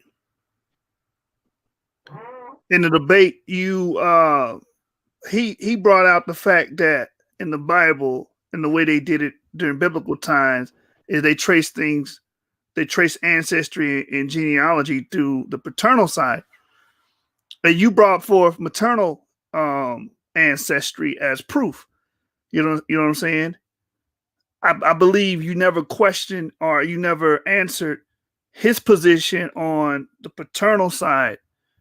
Where's the DNA on the paternal side? Because if I remember correctly, he brought up the fact that he's not even connecting himself to King Solomon through his father. He's doing it through his mother, which would be a problem if the biblical narrative is saying it's all about the paternal, your father. No, all right. So I'll explain that real brief. All right, and so real easy. So you had Queen Candace, you know what I'm saying, which represents an entire lineage in the Ethiopian sub-Saharan bloodlines, the L3 bloodlines that connect themselves to sub-Saharan Africa. And then you had the mixture between the North Africans. There was more of a matrilineal cultural behavior with that family. The only way that he was going to rule over those families were going to rule over Ethiopia was through the matrilineal. You know what I mean? The matriarchy. Whereas if he's not ruling over Israel. So he's not ruling, but although still at the end of the day, the father is still considered David in the house of David. The bloodline is still through the house of David. How can anyone argue that? How can anyone argue that Yeshua is the Son of Man that the scriptures prophesy when he comes from his mother? And no father. We're talking genetics. We're talking genetics somehow. Somehow the folks overlook the fact that Joseph is not considered his father in certain scriptures, whereas in other ones he is. That's false. Hey, check this out though. Check this out though, brother. As brothers on here, because ain't no sister on here, right? But I kind of think that we bruising genetics a little bit right now. I agree. Yeah, I think it's more of a historical account because you got to understand, Cush had his own culture. Debbie had his own culture, and like Kyng Seth brought up, is you had two phenomenons going on. You had the people that you call Ethiopia, that was considered Cush, and you had Ethiopia that anybody that's black, right? Just depending on who write the story. Some people were historians, they traveled back and forth, so they knew the difference, right? And then you had some that you came out there, you dark skinned, you an Ethiopia, right? They ain't used the word black, so they use Ethiopia. So I think we kind of abusing this genetics right now. Like just because you have genetics don't display culture, genetics don't display language. So, you know what I'm saying? There was something we got to step away from right now. Right, but see, that's why I tried to add both geography, biogeography. I added language when I showed how the Ethiopian Ge'ez language is rooted in the Hebrew. Okay, I showed that. That's in my PowerPoint. Okay, I don't know if you saw that, but that was there. I showed linguistics and the dating for the linguistics for when Ge'ez came about. I stated that the Hebrew language was suppressed during the War of Gondar, and then the Ge'ez was used, and Ge'ez was like another Ethiopian or a Ethiopian admixture of the Cushitic or the Hamitic and the Semitic Hebrew put together. Ethiopian language is did you Semitic. throw the whole The ease is Semitic here. did you throw the whole biblical narrative at the thing? Because according to the biblical narrative, the Ethiopian would be considered Hamites, right? Watch this, but watch. Yeah, But they're not. They're Semitic. uh, So it says right here. It says that they're Semitic. It's an adaptation of Hebrew abjad for the Ethiopian Ge'ez. This was stated by Isaac Mayer. And Beta Israel, community of Ethiopia, had much of its culture destroyed during the period of the Gondar Empire, and all of the community's Hebrew texts were destroyed, forcing them to use the Ge'ez biblical text and the Ethiopic Ge'ez script. Now, what about all the gods? Can y'all see it? All the gods that were before the first. Okay, so watch this. Very interesting. When you said, very interesting thing, and I wanted to pull that up because you had said, I believe it was you who had said before about Ishtar, didn't you? Nah, I mean they had their own gods. I think he said they had their own gods before they had their own gods. Right, yes. Yeah, but so did the Canaanites. Over to Christianity. So did the Canaanites, so did the Phoenicians, so did the Greeks, so did everybody in that area. It has nothing to do with the price of the can of beans. Different gods before Ezra. But they had converted like in the 4th century. They converted the 4th century AD. You're trying to figure out. Hey, one person at a time. All right, so listen. What you're trying to do is you're trying to encapsulate all of Ethiopia into one people, and you can't do that. There are 83 different genetic groups. That's what you're doing, not me. Listen, hold on. I'm trying to explain to you something. So the Zagwes claimed Ethiopian, Israelite bloodline through the marriage of the Amhars and the Zagwes. And then you had the Qadesh, or was also called the Philistines, who claimed to be from the tribe of Dan, who came down and migrated into Ethiopia around the time of Moses.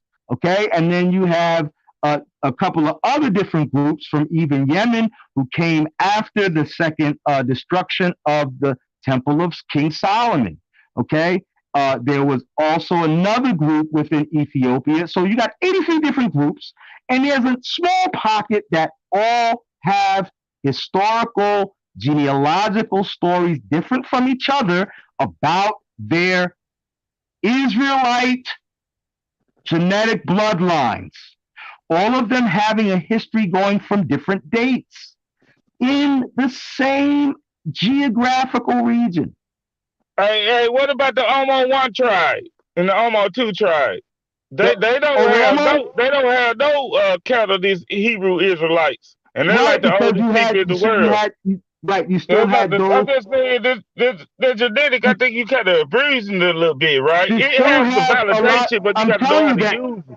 I'm telling you that the smallest amount of tribes within Ethiopia who became the ruling class were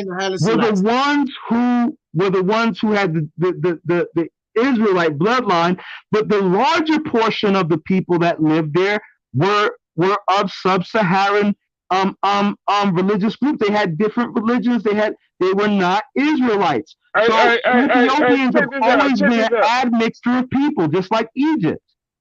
Check this out, though. I agree, right? And this is why I agree with you here, right? But you got to understand that you have the Aksumite Empire, right, that invaded the Sudan, right? You had that phenomenon going on. Then you had the people who Solomon, who had Selassie people invaded the Zagwa people, right? Like, yeah. So you had these different. They weren't the same people, right? Culturally, you know what I'm saying? They wasn't the same people culturally. You have to know the history. All right. So first and foremost, the Zagwean people conquered the Amhars first. Well, they came in and conquered, and the Zagweans came in and became the ruling class because they married into many of the Judaic families that already existed. Yakuno Amlak is only a person who is re-establishing the kingdom that was already there before the Zagweans. 930 BCE was when Solomon supposedly died.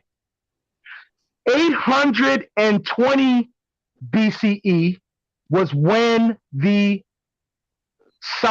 first early Solomonic dynasty was there. The Ark of Covenant was traveling through the what they call Elephantine. Elephantine was an island between Egypt in my first round, bro. Okay, so I'm just saying, like, but there's some information that maybe I wasn't more articulate about. But I'm telling you that there is a long history that goes back to this timeline that substantiates most of what has been stated by the Ethiopians about their practices and their heritage. All right, so the brothers wanted to stop this broadcast and start a new one. All Y'all right. okay with that? Yeah. Y'all gonna lose all your viewers and have to start over. All right. All right, so we're gonna end it now. We will be back, people. Stay tuned. SUC in the building.